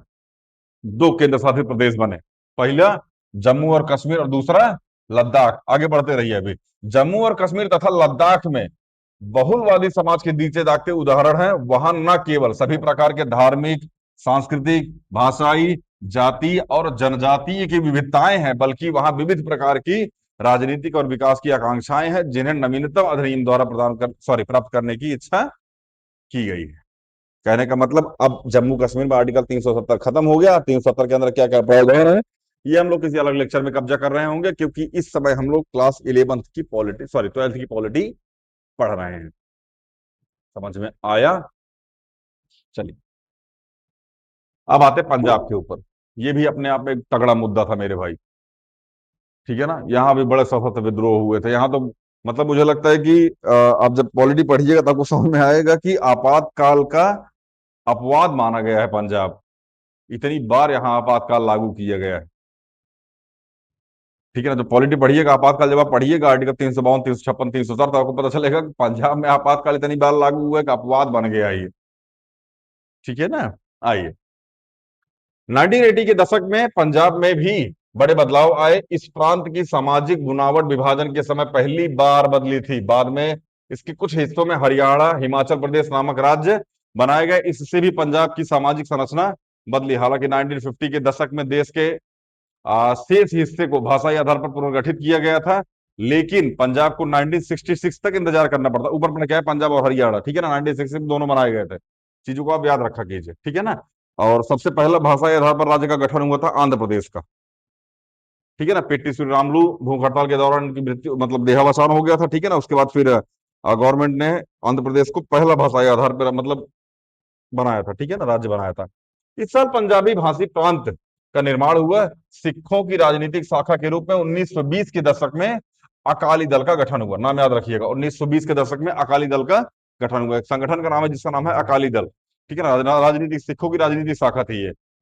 अकाली दल ने पंजाबी सूबा के गठन का आंदोलन चलाया। पंजाबी भाषी सूबे में सिख बहुसंख्यक हो गए। आगे राजनीतिक संदर्भ क्या है भैया? पंजाब सूबे के पुनर्गठन के बाद अकाली दल ने यहाँ 1967 और उसके बाद 1977 में सरकार बनाई। दोनों ही मौके पर गठबंधन सरकार बनी। अकालियों के आगे यह बात स्पष्ट हो चुकी थी कि सूबे के नए सीमांकन के बावजूद उनकी राजनीतिक स्थिति डबाडोल है। डबाडोल मतलब डगमगाई हुई है। पहली बात तो यही कि उनकी सरकार को केंद्र में कार्यकाल पूरा करने से पहले बर्खास्त कर दिया गया। पहला पॉइंट, कार्यकाल पूरा नहीं हो पाया उसके पहले केंद्र सरकार द्वारा इनको बर्खास्त कर दिया गया। दूसरा, अकाली दल को पंजाब के हिंदुओं के बीच कुछ खास समर्थन हासिल नहीं था। तीसरा, सिख समुदाय भी दूसरे धार्मिक समुदायों की तरह जाति और वर्ग के धरातल पर बटा हुआ था। कांग्रेस को दलितों के बीच, चाहे वे सिख हों या हिंदू, अकालियों से कहीं ज्यादा समर्थन प्राप्त था। अकाली दल की तीन दिक्कतें थी। क्या क्या दिक्कतें थी? पहली वाली कहां चली गई? पहली की, एक सरकार मतलब ये कार्यकाल पूरा नहीं कर पाए थे, ठीक है ना। दूसरी वाली, अकाली दल मतलब अकाली दल पंजाब के हिंदुओं के बीच कुछ ज्यादा समर्थन इनको प्राप्त नहीं था, ठीक है ना। तीसरा, बहुत सारे समुदाय में ये बटे हुए थे, ठीक है ना। और कांग्रेस को चाहे हिंदू हो और चाहे सिख हो, इसमें लिखा है ना, कांग्रेस को दलितों के बीच, चाहे वो सिख हो और चाहे हिंदू हो, इन दोनों के बीच अकालियों से ज्यादा समर्थन दलितों के बीच में प्राप्त था। समझ में आ रहा है ना। इन्हीं परिस्थितियों के मद्देनजर 1970 के दशक में अकालियों के एक तबके ने पंजाब के लिए स्वायत्तता की मांग उठाई। 1973 में आनंदपुर साहिब में हुए एक सम्मेलन में इस आशय का प्रस्ताव पारित हुआ। आनंदपुर साहिब प्रस्ताव में क्षेत्रीय स्वायत्तता की बात उठाई गई थी। प्रस्ताव की मांगों में केंद्र राज्य संबंधों को पुनर्परिभाषित करने की बात भी शामिल थी। इस प्रस्ताव में सिख कौम, नेशन या समुदाय की आकांक्षाओं पर जोर देते हुए सिखों के बोलबाला प्रभुत्व का वर्चस्व का ऐलान किया गया। यह प्रस्ताव भारत में संघवाद को मजबूत करने की अपील करता है। आगे चले।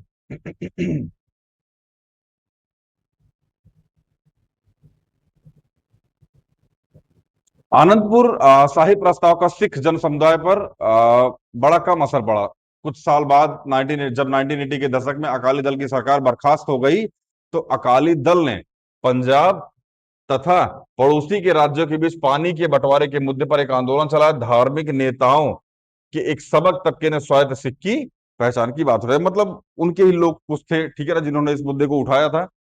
हिंसा का चक्र, जल्दी ही आंदोलन का नेतृत्व नरमपंथी अकालियों के हाथ से निकलकर चरमपंथी तत्वों के हाथ में चला गया और आंदोलन ने सशस्त्र विद्रोह का रूप ले लिया। उग्रवादियों ने अमृतसर स्थित सिखों के तीर्थ, ध्यान रखिएगा इस पॉइंट को, वरना अभी हिंसा का चक्र यहीं से शुरू हुआ मेरे भाई। आंदोलन किसके हाथ में चला गया? नरमपंथी से निकलकर चरमपंथी। आंदोलन ने सशस्त्र विद्रोह का रूप ले लिया। उग्रवादियों ने अमृतसर स्थित सिखों के तीर्थ स्वर्ण मंदिर में अपना मुख्यालय बनाया। स्वर्ण मंदिर में एक हथियारबंद किले में तब्दील हो गया। 1984 के जून माह में भारत सरकार ने operation blue star, most important point, 1984 के जून माह में ऑपरेशन ब्लू स्टार, से पूछा जाएगा कि ऑपरेशन ब्लू स्टार किससे संबंधित है? अमृतसर के स्वर्ण मंदिर से। क्या हुआ था? अकाली दल के, सॉरी, हाँ, मतलब नरमपंथी अकालियों से चरमपंथी अकालियों के पास चला गया था, जिससे वह एरिया जो था वो एक कई किस में बदल गया था? मतलब सशस्त्र विद्रोह का रूप ले लिया था। और अमृतसर जो था वो उसके मतलब स्वर्ण मंदिर को मुख्यालय बनाया और स्वर्ण मंदिर एक हथियारबंद किले में तब्दील हो गया था। इसलिए 1984 में एक ऑपरेशन चला गया जिसका नाम था ब्लू स्टार, ठीक है ना। ऑपरेशन ब्लू स्टार चलाया गया। यह स्वर्ण मंदिर में की गई सैन्य कार्रवाई का कूट नाम था। इस सैन्य अभियान में सरकार ने उग्रवादियों को तो सफलतापूर्वक मार भगाया, लेकिन सैन्य कार्रवाई से ऐतिहासिक स्वर्ण मंदिर को क्षति पहुंची। इससे सिखों की भावनाओं को गहरी चोट लगी। भारत और भारत के बाहर बसे अधिकतर सिखों ने सैन्य अभियान को अपने धर्म विश्वास पर हमला माना। इन बातों से उग्रवादी और चरमपंथी समूहों को अक्सर और बल मिला।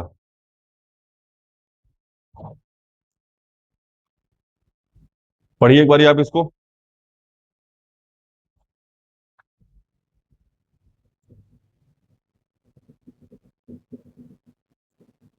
आइए, अब यहाँ आपको इंदिरा गांधी की मृत्यु के बारे में पता चलेगा, ठीक है ना। कुछ और त्रसत घटनाओं ने पंजाब की समस्या को एक और जटिल रास्ते पर लेकर खड़ा कर दिया। प्रधानमंत्री इंदिरा गांधी की 31 अक्टूबर 1984 के दिन उनके आवास के बाहर उन्हीं के अंगरक्षकों ने हत्या कर दी। ये अंगरक्षक सिख थे और ऑपरेशन ब्लू स्टार का बदला लेना चाहते थे। एक तरफ पूरा देश इस घटना के शोक से संतप्त था और दूसरी ओर दिल्ली सहित उत्तर भारत के कई हिस्सों में सिख समुदाय के विरुद्ध हिंसा भड़क उठी।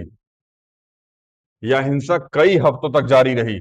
2000 से ज्यादा की तादाद में सिख दिल्ली में मारे गए। देश की राजधानी दिल्ली इस हिंसा से सबसे ज्यादा प्रभावित हुई थी। कानपुर, बोकारो, चास जैसे देश के कई हिस्से जगहों पर कई जगहों पर सैकड़ों सिख मारे गए। कई सिख परिवारों में कोई भी पुरुष नहीं बचा। समझ में आ रहा है ना? इन परिवारों को गहरा भावनात्मक आघात पहुंचा और आर्थिक हानि उठानी पड़ी।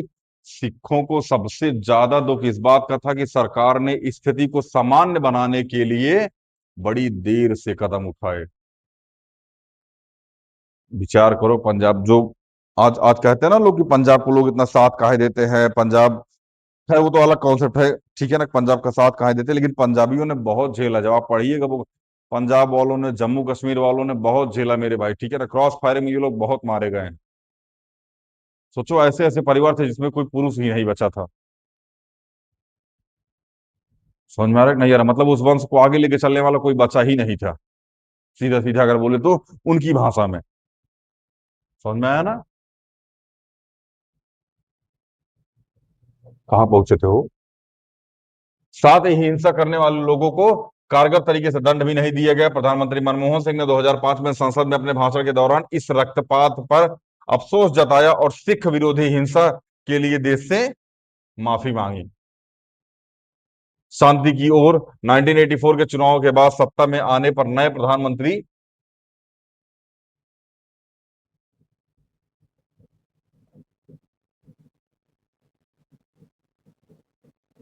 राजीव गांधी ने नरमपंथी अकाली दलों के नेताओं से बातचीत करने की शुरुआत की। अकाली दल के तत्कालीन अध्यक्ष हरचंद्र सिंह लोंगेवाला के साथ 1985 में जुलाई में एक समझौता हुआ।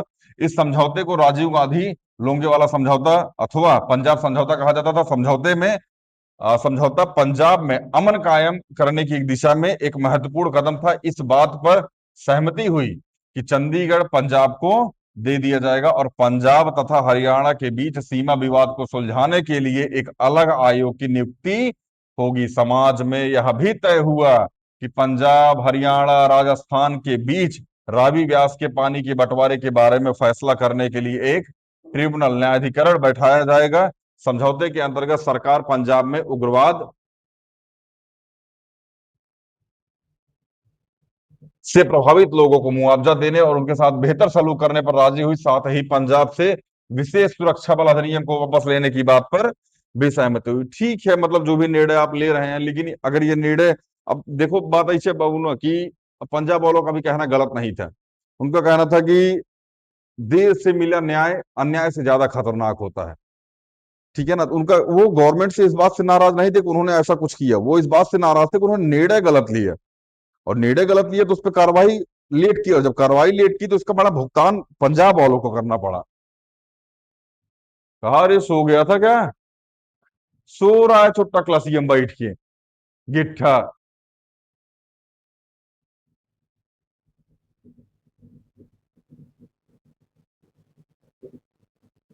चलिए, बहरहाल पंजाब में ना तो अमन आसानी से कायम हुआ और ना ही समझौते के सॉरी, बहरहाल पंजाब में ना तो अमन आसानी से कायम हुआ और ना ही समझौते के तत्काल बाद sorry?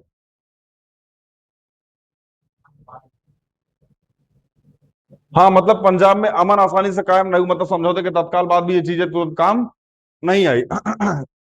हिंसा का चक्र लगभग 1 दशक तक चलता रहा। उग्रवादी हिंसा और इस हिंसा को दबाने के लिए की गई कार्रवाइयों में मानवाधिकार का व्यापक उल्लंघन हुआ था। साथ ही पुलिस की ओर से भी ज्यादती हुई थी। ज्यादती तो अभी हुई है जंतर मंतर पे, क्या कर सकते हैं। राजनीतिक रूप से देखें तो घटनाओं के इस चक्र में अकाली दल बिखर गया। केंद्र सरकार को राज्य में राष्ट्रपति शासन लागू करना पड़ा। इससे राज्य में समान राजनीतिक तथा चुनावी प्रक्रिया बाधित हुई। संशय और हिंसा से भरे माहौल में राजनीतिक प्रक्रिया को फिर से पटरी पर लाना आसान नहीं था। 1992 में पंजाब के चुनाव में हुए महज 24% मतदाता वोट डालने के लिए है। सोचो, केवल 24% लोगों ने वोट डाला, 76% लोगों ने वोट ही नहीं डाला था। इतना टेंशन, मतलब होता नहीं कि मतलब इतना सताए गए थे लोग, ठीक है ना, कि वोट ही डालने नहीं है कि क्या मतलब है गवर्नमेंट को वोट डालने का यार, जब रहना वही ढाक के 3 बात है। समझ में आया ना? उग्रवाद को सुरक्षा बलों ने आखिरकार दबा दिया, लेकिन पंजाब के लोगों ने, चाहे वो सिख हो या हिंदू, इस क्रम में अनगिनत दुख उठा। 1990 के दशक में मध्यवर्ती वर्षों में पंजाब में शांति बहाल हुई। 1997 में अकाली दल, बादल और भाजपा के गठबंधन को बड़ी विजय मिली। उग्रवाद खात्मे के बाद के दौर में यह पंजाब का पहला चुनाव था। राज्य में एक बार फिर आर्थिक विकास और सामाजिक परिवर्तन का सवाल प्रमुख हो उठे। हालांकि धार्मिक पहचान यहाँ की जनता के लिए लगातार प्रमुख बने हुई थी, लेकिन राजनीति अब धर्मनिरपेक्ष की राह पर चल पड़ी थी। हाँ, मतलब जनता के लिए अब भी राजनीति, मतलब धार्मिक पहचान यहाँ की जनता के लिए प्रमुख बनी हुई थी, मतलब धार्मिक पहचान लोगों का था, लेकिन धीरे धीरे धीरे धीरे धीरे धीरे पंजाब में धर्मनिरपेक्ष की ओर बढ़ चला कि हम भैया किसी धर्म को नहीं मानते हैं, ठीक है ना, हम ना किसी धर्म का विरोध करते हैं, ना किसी धर्म को बहुत ज्यादा मानते हैं, अपना अपना धर्म है, अपने अपने तरीके से माने, इसको बोलते हैं धर्मनिरपेक्ष। ठीक है ना, गवर्नमेंट किसी भी धर्म को लेकर के आगे नहीं चलती। अब आते पूर्वोत्तर पे। पूर्वोत्तर मतलब असम, मेघालय, त्रिपुरा, मिजोरम, मणिपुर, नागालैंड। ये नाम आपको याद होने चाहिए, ठीक है ना। अभी हम गुवाहाटी नाम ले लेते हैं ना, शिलोंग नाम ले लेते हैं, लोगों को लगता है अरे तो जापान में है। रियलिटी बता रहा हूं मेरे भाई, ठीक है ना, ऑनलाइन बोल रहा हूं इस चीज को। क्लास 12th पास हुए बच्चे को ना इंडिया का मैप पता नहीं होता। 28 राज्य और 8 केंद्र शासित प्रदेश, उसकी राजधानी इनको नहीं पता होती, मैप में लोकेशन नहीं बता सकते। असम, मेघालय, त्रिपुरा, मिजोरम, मणिपुर, नागालैंड और सिक्किम इनका बड़ा भाई।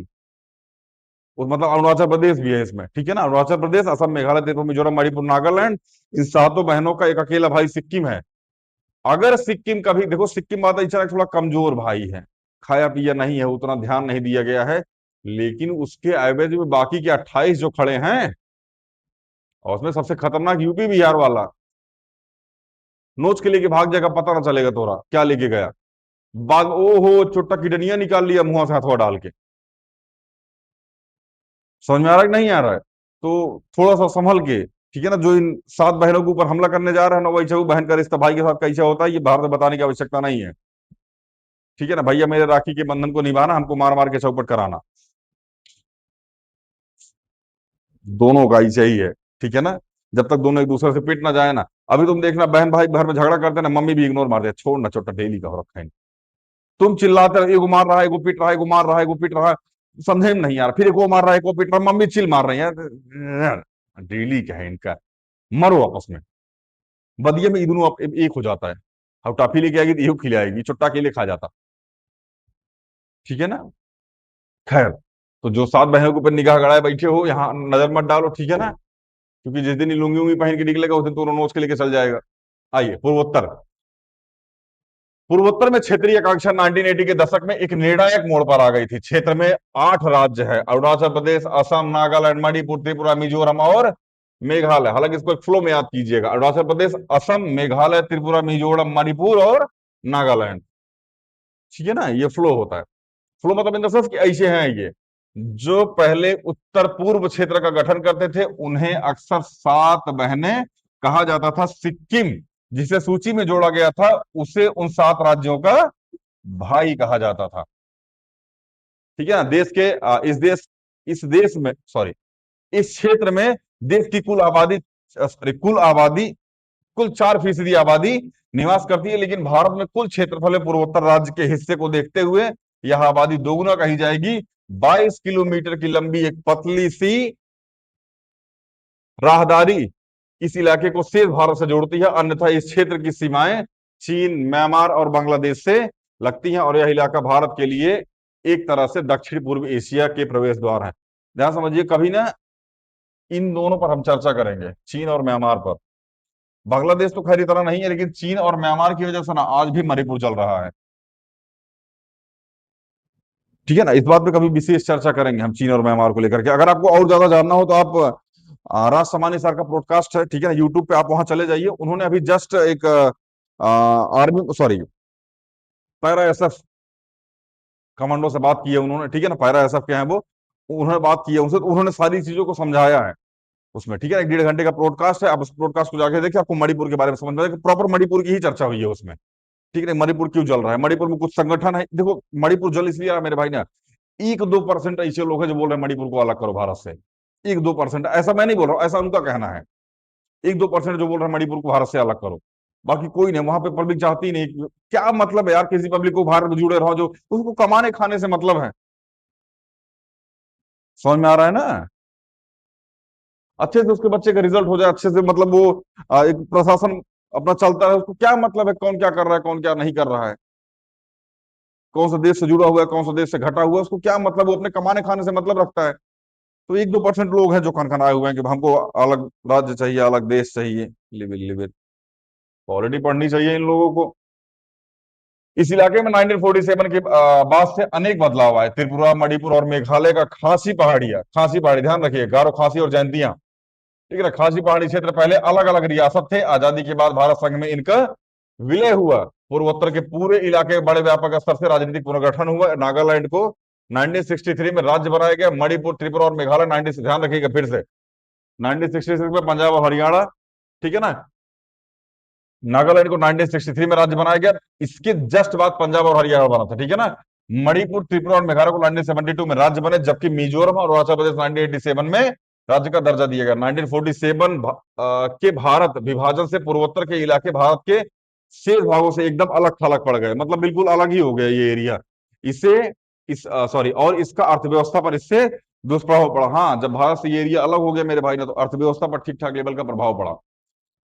भारत के साथ सॉरी भारत के शेष भागों में अलग थलग पड़ जाने के कारण इस इलाके में विकास पर ध्यान नहीं दिया गया, ठीक है ना। नहीं, विकास पैदा नहीं हुआ यहाँ पे, ठीक है ना। बाकी हर जगह विकास पैदा हो रहा, धड़ल्ले से विकास पैदा हो रहा, हर घर में विकास पैदा हो रहा। कोई पैदा हो रहा उसका नाम विकास रख दिया जा रहा। डेवलपमेंट की बात नहीं कर रहा मैं, ठीक है ना। तो बहुत ज्यादा डेवलपमेंट नहीं हुआ इस एरिया में, ठीक है ना। कहाँ पहुंचे हो। हाँ, यहाँ की राजनीति भी अपने सीमित रही। इसके साथ साथ पड़ोसी राज्यों और देशों से आने वाले शरणार्थियों के कारण इस इलाके में जनसंख्या की संरचना में बड़ा बदलाव आया। बांग्लादेश के साथ जब युद्ध चल रहा था उस टाइम असम की स्थिति बहुत बेकार हो गई थी। असम में बहुत सारे शरणार्थी आ गए थे मेरे भाई, भाग करके घुस गए थे, ठीक है ना। पूर्वोत्तर का अलग थलग पड़ जाना इस इलाके की जटिल सामाजिक संरचना और देश के अन्य हिस्सों के मुकाबले इस इलाके का आर्थिक रूप से पिछड़ा होना जैसी कई बातों ने एक साथ मिलकर इस जटिल स्थिति को पैदा किया। ऐसे में पूर्वोत्तर के राज्यों की बड़ी बेतरतीब किस्म की मांगे उठी। इस इलाके में भारत की अंतर्राष्ट्रीय सीमा रेखा काफी बड़ी है, लेकिन पूर्वोत्तर और भारत के शेष भागों के बीच संचार व्यवस्था बड़ी लचर है। इससे भी पूर्वोत्तर की राजनीति का स्वभाव ज्यादा संवेदनशील रहा। पूर्वोत्तर के राज्यों में राजनीति पर 3 मुद्दे हावी है। पहला, स्वायत्तता की मांग। दूसरा, अलगाववाद के आंदोलन। तीसरा, बाहरी लोगों का विरोध। ये 3 चीजें आज भी उसकी राजनीति पे हावी हैं।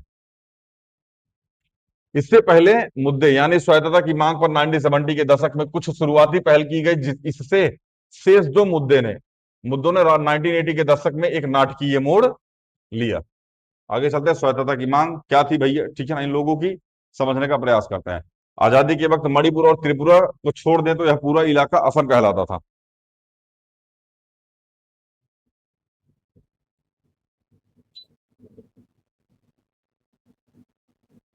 आइए,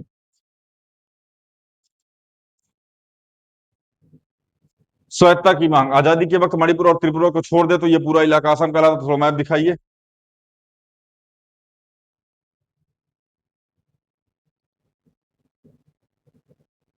किसको किसको छोड़ा गया था इसमें, ऊपर दिखाना एक बार। मणिपुर और त्रिपुरा, हाँ ठीक है। ये रहा मणिपुर और ये रहा त्रिपुरा, ठीक है ना। इन दोनों एरिया को छोड़ दिया तो ये पूरा एरिया क्या कहलाता था मेरे भाई, असम कहलाता था। समझ में आया ना। चलिए, गैर असमी लोगों ने को जब लगा कि असम की सरकार उन पर आसामी भाषा थोप रही है तो इस इलाके में राजनीतिक स्वायत्तता की मांग उठी। पूरे राज्य में असमी भाषा को लादने के खिलाफ, लादने मतलब समझते हैं, मतलब उनके ऊपर थोपने के खिलाफ विरोध प्रदर्शन और दंगे हुए। बड़े जनजाति समूह के नेता असम से अलग होना चाहते थे। इन लोगों ने ईस्टर्न इंडिया ट्राइबल यूनियन का गठन किया, जो 1960 में कहीं ज्यादा व्यापक ऑल पार्टी हिल कॉन्फ्रेंस में तब्दील हो गया। इन नेताओं की मांग थी कि असम से अलग एक जनजातीय राज्य बनाया जाए। आखिरकार एक राजनीतिक जनजातीय राज्य की जगह असम को काटकर कई जनजातीय राज्य बने। केंद्र सरकार ने अलग थलग व्यक्ति पर असम को बांटकर मेघालय, मिजोरम, अरुणाचल प्रदेश बनाया, त्रिपुरा और मणिपुर को भी राज्य का दर्जा दिया गया। 1972 तक पूर्वोत्तर का गठन हो चुका था, लेकिन स्वायत्तता की मांग खत्म न हुई। उदाहरण के लिए असम के बोडो, करबी और दिमसा जैसे समुदायों ने अपने लिए अलग राज्य की मांग की। अपनी मांग के पक्ष में उन्होंने जनमत तैयार करने के प्रयास किए। जन आंदोलन चलाया गया और विद्रोही कार्रवाइयां भी की गई। कई दफा ऐसा भी हुआ कि एक ही इलाके पर एक से ज्यादा समुदायों ने अपनी दावेदारी जताई। छोटे छोटे और निरंतर लघुतर होते हुए राज्य बनाते चले जाना संभव नहीं था। मतलब गवर्नमेंट का कहना था कि अगर हम तोड़ते तोड़ते राज्य ही बनाने रहेगा तो बाकी चीजों पर कब ध्यान देंगे मेरे भाई। आए दिन किसी न किसी की डिमांड उठ रही है, किसी न किसी की डिमांड उठ रही है, राज्य बन रहा है, और राज्य बन रहा है तो नौटंकी हो रही है। तो छोटे छोटे नए नए राज्य बनाना ये बात जरूरी नहीं है, ठीक है ना, गवर्नमेंट का ये कहना था। और अगर हम यही करते रहेंगे तो बाकी सारी चीजें कब करेंगे। समझ में आ गया ना। आइए, इस वजह से संघीय राज व्यवस्था के कुछ और प्रावधानों का उपयोग करके स्वायत्तता की मांग को संतुष्ट करने की कोशिश की गई और इन समुदायों को असम में ही रखा गया। करबी और दिमसा समुदायों को जिला परिषद के अंतर्गत स्वायत्तता दी गई, जबकि बोडो जनजाति को हाल ही में स्वायत्तता परिषद का दर्जा दिया गया। अलगाववादी आंदोलन क्या था, समझते हैं इसके बारे में। स्वायत्तता की मांगों से निपटना आसान नहीं था, बिल्कुल। स्वायत्तता की मांगों से निपटना किसी भी गवर्नमेंट के लिए आसान नहीं होता, क्योंकि संविधान में विभिन्नताओं का समाहार संघ में करने के लिए प्रावधान पहले से मौजूद है। संविधान के अंदर जो भिन्नताएं हैं उनको अपने साथ, संघ का ये काम है कि जितनी भी विभिन्नताएं हैं उनको अपने साथ लेकर के आगे चलो। ये पहले से ही कॉन्स्टिट्यूशन के अंदर मौजूद है, तो इसमें छेड़खानी नहीं कर सकते। लेकिन जब कुछ समूहों ने अलग देश बनाने की मांग की, और फिर वह किसी क्षणिक आवेश में नहीं बल्कि सिद्धांतगत तैयारी के साथ, तो इस मांग से निपटना मुश्किल हो गया था। मतलब ऐसा नहीं कि उन्होंने अर्जी फर्जी बोल दिया कि भैया नहीं हमको अलग राज्य चाहिए, हमको अलग देश चाहिए, ना ना ना ना। एक सिद्धांतिक तरीके से उन्होंने कहा कि हमको राज्य चाहिए। और जब उन्होंने सैद्धांतिक तरीके से कहा कि हमको राज्य चाहिए, हमको अलग से राज्य चाहिए, तो गवर्नमेंट भी इसके आगे झुकी कि भाई देना तो पड़ेगा, क्योंकि ये संविधान के अंदर रह करके चीजों को मांग रहे हैं।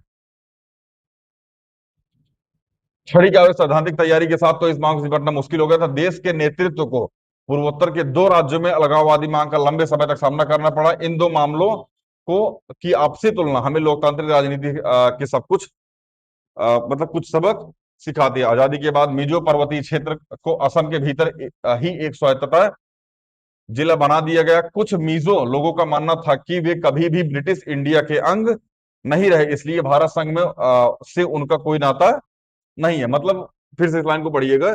आजादी के बाद मिजो पर्वतीय क्षेत्र को असम के भीतर ही एक स्वायत्त जिला बना दिया गया। कुछ मिजो लोगों का मानना था कि वे कभी भी ब्रिटिश इंडिया के अंग नहीं रहे, इसलिए भारत संघ से उनका कोई नाता नहीं है। 1959 में मिजो पर्वतीय इलाके में भारी अकाल पड़ा। असम की सरकार ने इस अकाल से समुचित प्रबंध कराने में नाकाम रही। इसी के बाद अलगाववादी आंदोलन को जन समर्थन मिलना शुरू हो गया। मिजो लोगों ने गुस्से में आकर लाल डेंगा के नेतृत्व में मिजो नेशनल फ्रंट बनाया। अकाल पड़ा, अकाल में गवर्नमेंट ने साथ नहीं दिया, गवर्नमेंट ने साथ नहीं दिया तो एक संगठन बन गया। अब वो संगठन आगे क्या करता है, आइए समझने का प्रयास करते हैं। 1966 में मिजो नेशनल फ्रंट ने आजादी की मांग करते हुए सशस्त्र अभियान शुरू कर दिए। लो, अब तक जो मुद्दा बिना शस्त्र के चल रहा था, अब वो शस्त्र उठा लिया उसने। इस तरह भारतीय सेना और मिजो विद्रोहियों के बीच 2 दशकों तक चली लड़ाई की शुरुआत हुई। मिजो नेशनल फ्रंट ने गुरिल्ला युद्ध किया। कौन सा युद्ध किया मेरे भाई, गुरिल्ला युद्ध। उसे पाकिस्तान की सरकार ने समर्थन दिया था, और तत्कालीन पूर्वी पाकिस्तान में मिजो विद्रोहियों ने अपने ठिकाने बनाए थे। बांग्लादेश, बांग्लादेश में, ठीक है ना, अभी प्रेजेंट टाइम का बांग्लादेश, वो पहले पूर्वी पाकिस्तान था, ठीक है ना। तो वहां विद्रोहियों ने अपने ठिकाने बनाए थे। भारतीय सेना ने विद्रोही गतिविधियों को दबाने के लिए जवाबी कार्रवाई की। इसमें आम जनता को भी कष्ट उठाने पड़े। एक दफे तो वायुसेना तक इस्तेमाल किया गया। सेना ने इन कदमों से स्थानीय लोगों के क्रोध और अलगाव की भावना और तेज हो गई। मतलब जब लोग परेशान हुए तो लोगों ने कहा कि ना भैया, अब हम नहीं रहेंगे तुम्हारे साथ, अब हमको हमको अलग कर दो, हम अलग रहेंगे, हम तुम्हारे साथ रहेंगे। तो डेली डेली तुम लोग मारपीट करोगे, झगड़ा करोगे, हम नहीं रहेंगे तुम्हारे साथ। ये जनता का भी कहना था, ठीक है ना। 2 दशकों तक चले बगावत में हर पक्ष में हानि उठानी पड़ी। इसी बात को भांप कर दोनों पक्षों के नेतृत्व में समझदारी से काम लिया। पाकिस्तान में निर्वासित जीवन जी रहे लालडेंगा भारत में आए और उन्होंने भारत सरकार के साथ बातचीत शुरू की। राजीव गांधी ने इस बातचीत को एक सकारात्मक समाधान तक पहुंचा। 1986 में राजीव गांधी और लालडेंगा के बीच एक शांति समझौता हुआ। समझौता के अंतर्गत मिजोरम को पूर्ण राज्य दर्जा मिला और कुछ विशेष अधिकार दिए गए। मिजो नेशनल फ्रंट अलगाववादी संघर्ष की राह छोड़ने पर राजी हो गया था। लालडेंगा मुख्यमंत्री बने। यह समझौता मिजोरम के इतिहास में एक निर्णायक मोड़ साबित हुआ। आज मिजोरम पूर्वोत्तर का सबसे शांतिपूर्ण राज्य है और उसने कला, साहित्य तथा विकास की दिशा में अच्छी प्रगति की। हाँ, राजीव गांधी द्वारा लिए गए निर्णय उसमें बढ़िया था कि जो विद्रोही थे उनको शांत किया गया। शांत करने के बाद एक अलग राज्य दे दिएगा, उसको कुछ विशेष प्रावधान देंगे। विशेष प्रावधान देने के बाद लालडेंगा को ही मुख्यमंत्री बना दिए, जो लोगों को चाहते थे। ठीक है, आइए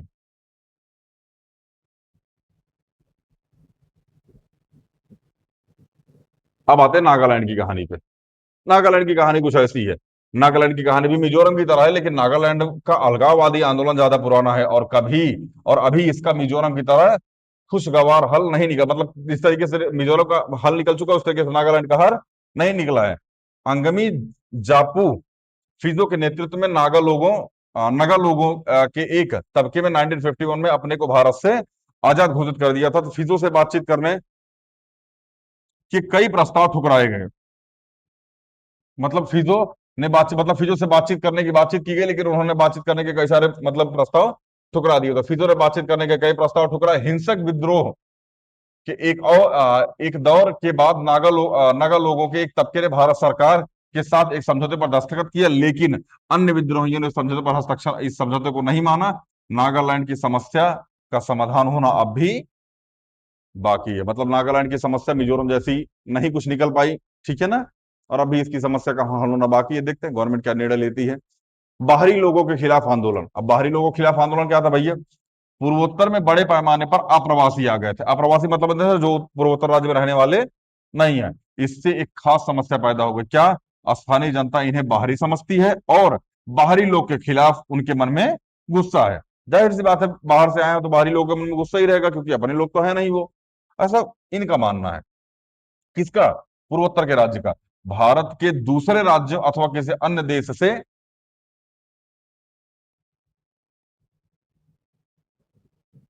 आए लोगों को यहाँ की जनता रोजगार के अवसरों और राजनीतिक सत्ता से एतबार के लिए प्रतिद्वंदी के रूप में देखती है। वो कहती है कि अगर ये लोग आ चुके हैं तो हमारे प्रतिद्वंदी हो चुके हैं, और हम जो रोजगार मिलना चाहिए वो कुछ हद तक इनको मिल रहा है। अगर इनको नहीं मिलता तो हमारे बच्चों को मिलता और हमारी स्थिति कुछ और अच्छी होती। ऐसा पूर्वोत्तर के राज्य का कहना है।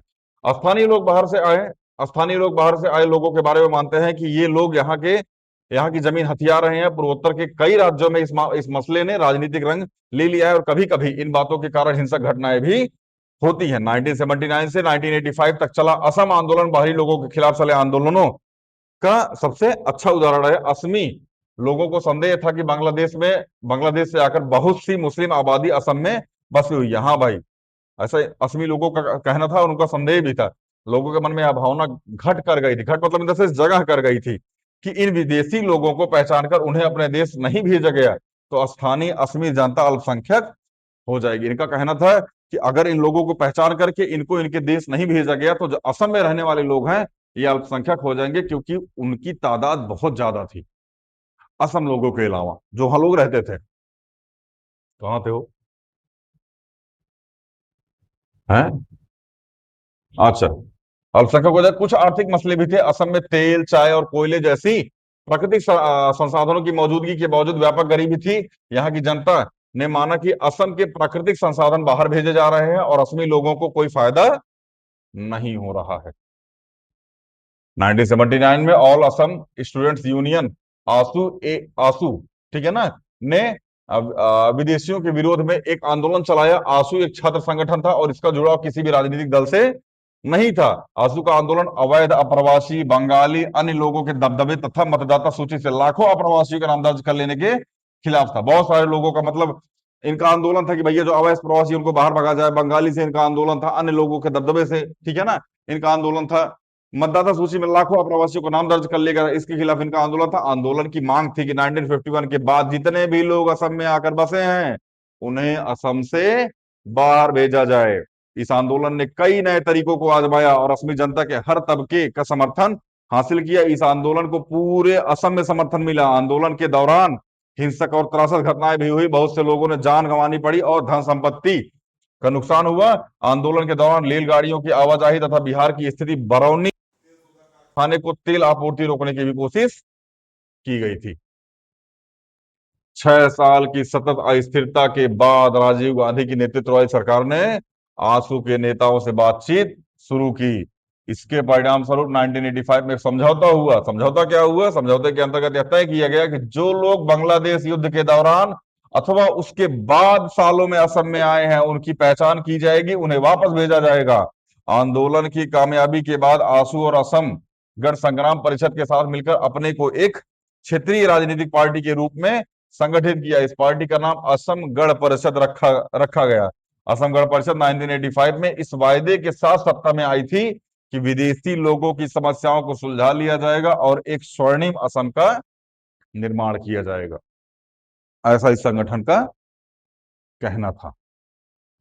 देखो, आंदोलन कहीं भी हो रहा हो, अगर गवर्नमेंट उस पर सही टाइम पे निर्णय नहीं लेगी, सही टाइम पे लोगों से बातचीत नहीं करेगी, तो आने वाला टाइम में आंदोलन सशस्त्र आंदोलन में बदल जाएगा। क्योंकि धीरे धीरे, अब जैसे मान लीजिए जंतर मंतर पे बच्चे प्रोटेस्ट कर रहे थे 20 दिन से। अब जंतर मंतर पे प्रोटेस्ट करने के बाद अगर आप नहीं गए उनसे मिलने के लिए, उनसे बातचीत नहीं की, तब उन्होंने संसद आने का निर्णय लिया 20 जुलाई को। अगर आप उनसे बातचीत कर लिए होते तो फिर वो संसद आने का निर्णय काहे लेते? संसद मार्च का काहे निर्णय लेते वो? अब आप उनसे बात, अब यही चीजें होती है कि अगर कोई संगठन बन रहा है या कोई कुछ मांग रहा है तो उससे रिलेटेड आप बातचीत कीजिए। अगर वो संविधान के अंतर्गत है तो चीजों को अप्लाई कीजिए, नहीं है तो फिर उसके अकॉर्डिंग अपने तरीके से काम कीजिए। समझ में आया? कहाँ थे भाई? हाँ, असल समझौते से संधि कायम हुई और प्रदेश की राजनीति का चेहरा भी बदल गया, लेकिन अप्रवास की समस्या का समाधान नहीं हो पाया। बाहरी का मसला अब भी असम पूर्वोत्तर के अन्य राज्यों की राजनीति का और एक जीवंत मसला है। यह समस्या त्रिपुरा में ज्यादा गंभीर है क्योंकि यहाँ के मूल निवासी खुद को अपने ही प्रदेश में अल्पसंख्यक बन गए हैं। इनका कहना है कि हम तो यहाँ के मूल निवासी और हम खुद ही यहाँ के अल्पसंख्यक बनते जा रहे हैं। ये कौन सा फंडा है? मिजोरम और अरुणाचल प्रदेश के लोगों में भी इस भय के कारण चकमा शरणार्थियों को लेकर गुस्सा है। चकमा को शरणार्थी है जिनको लेकर के इनके मन में गुस्सा भरा हुआ है, मिजोरम और अरुणाचल प्रदेश के। समाहार अखंडता उधर कीजिए, थोड़ा सा वो कुछ पॉइंट है वहां। हाँ, समाहार और राष्ट्रीय अखंडता समझने का प्रयास करते हैं। इन मामलों से पता चलता है कि आजादी के 75 साल बाद भी राष्ट्रीय अखंडता के कुछ मसलों का समाधान पूरी तरीके से नहीं हो पाया। जैसा कि ऊपर दिया गया है, हमने देखा कि क्षेत्रीय आकांक्षाएं लगातार एक ना एक रूप में उभरती।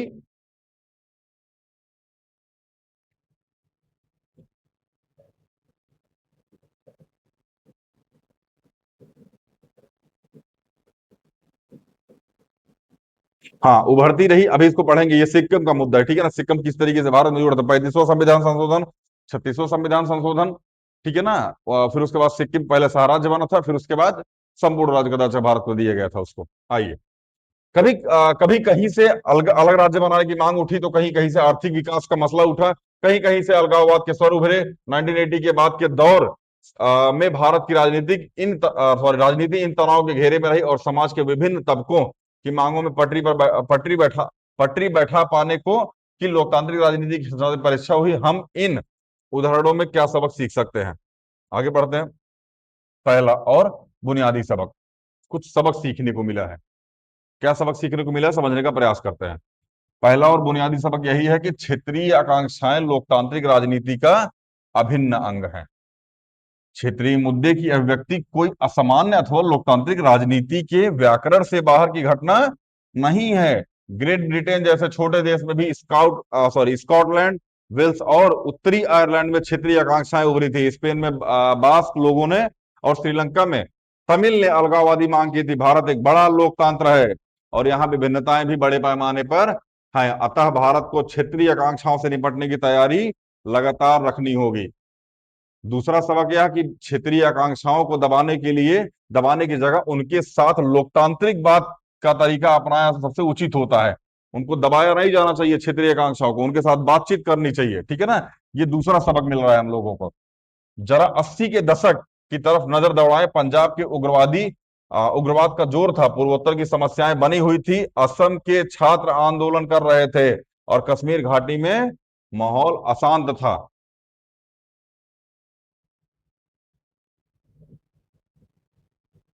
इसमें कुछ मिसिंग है क्या? हाँ, एक बार बुक दिखाना हमको, कुछ मिसिंग लग रहा है हमको इसमें। का साधारण मामला मानकर पूरी गंभीरता दिखाई, किसका साधारण मामला मानकर? बुक है आपके पास, किसी के पास? एक बार बुक दिखाएं हमको, एक मिनट ऑनलाइन वालों, कुछ गड़बड़ा रहा है इसमें यार।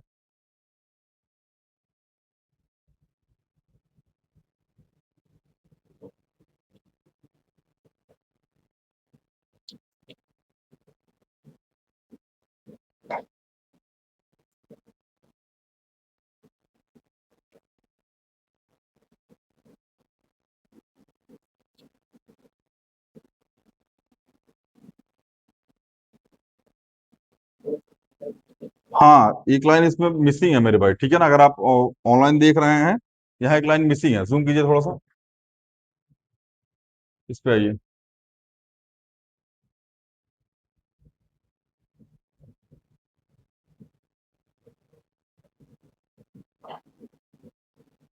इसमें है, इन मसलों को सरकार की कानूनी व्यवस्था की गड़बड़ी का साधारण मामला मानकर पूरी गंभीरता दिखाई बातचीत के जरिए।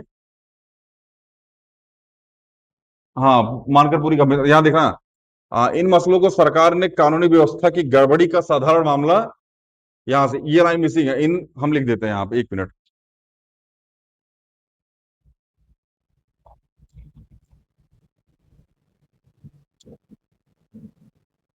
इन मसलों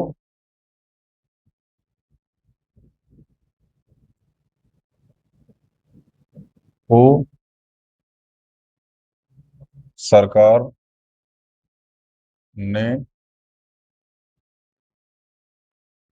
कानून व्यवस्था, हालांकि आपके पास किताब होगी, आप बुक में देखते रहिएगा, ठीक है ना, कि की गड़बड़ी का, यहां से शुरू है फिर, ठीक है ना? पकड़िए।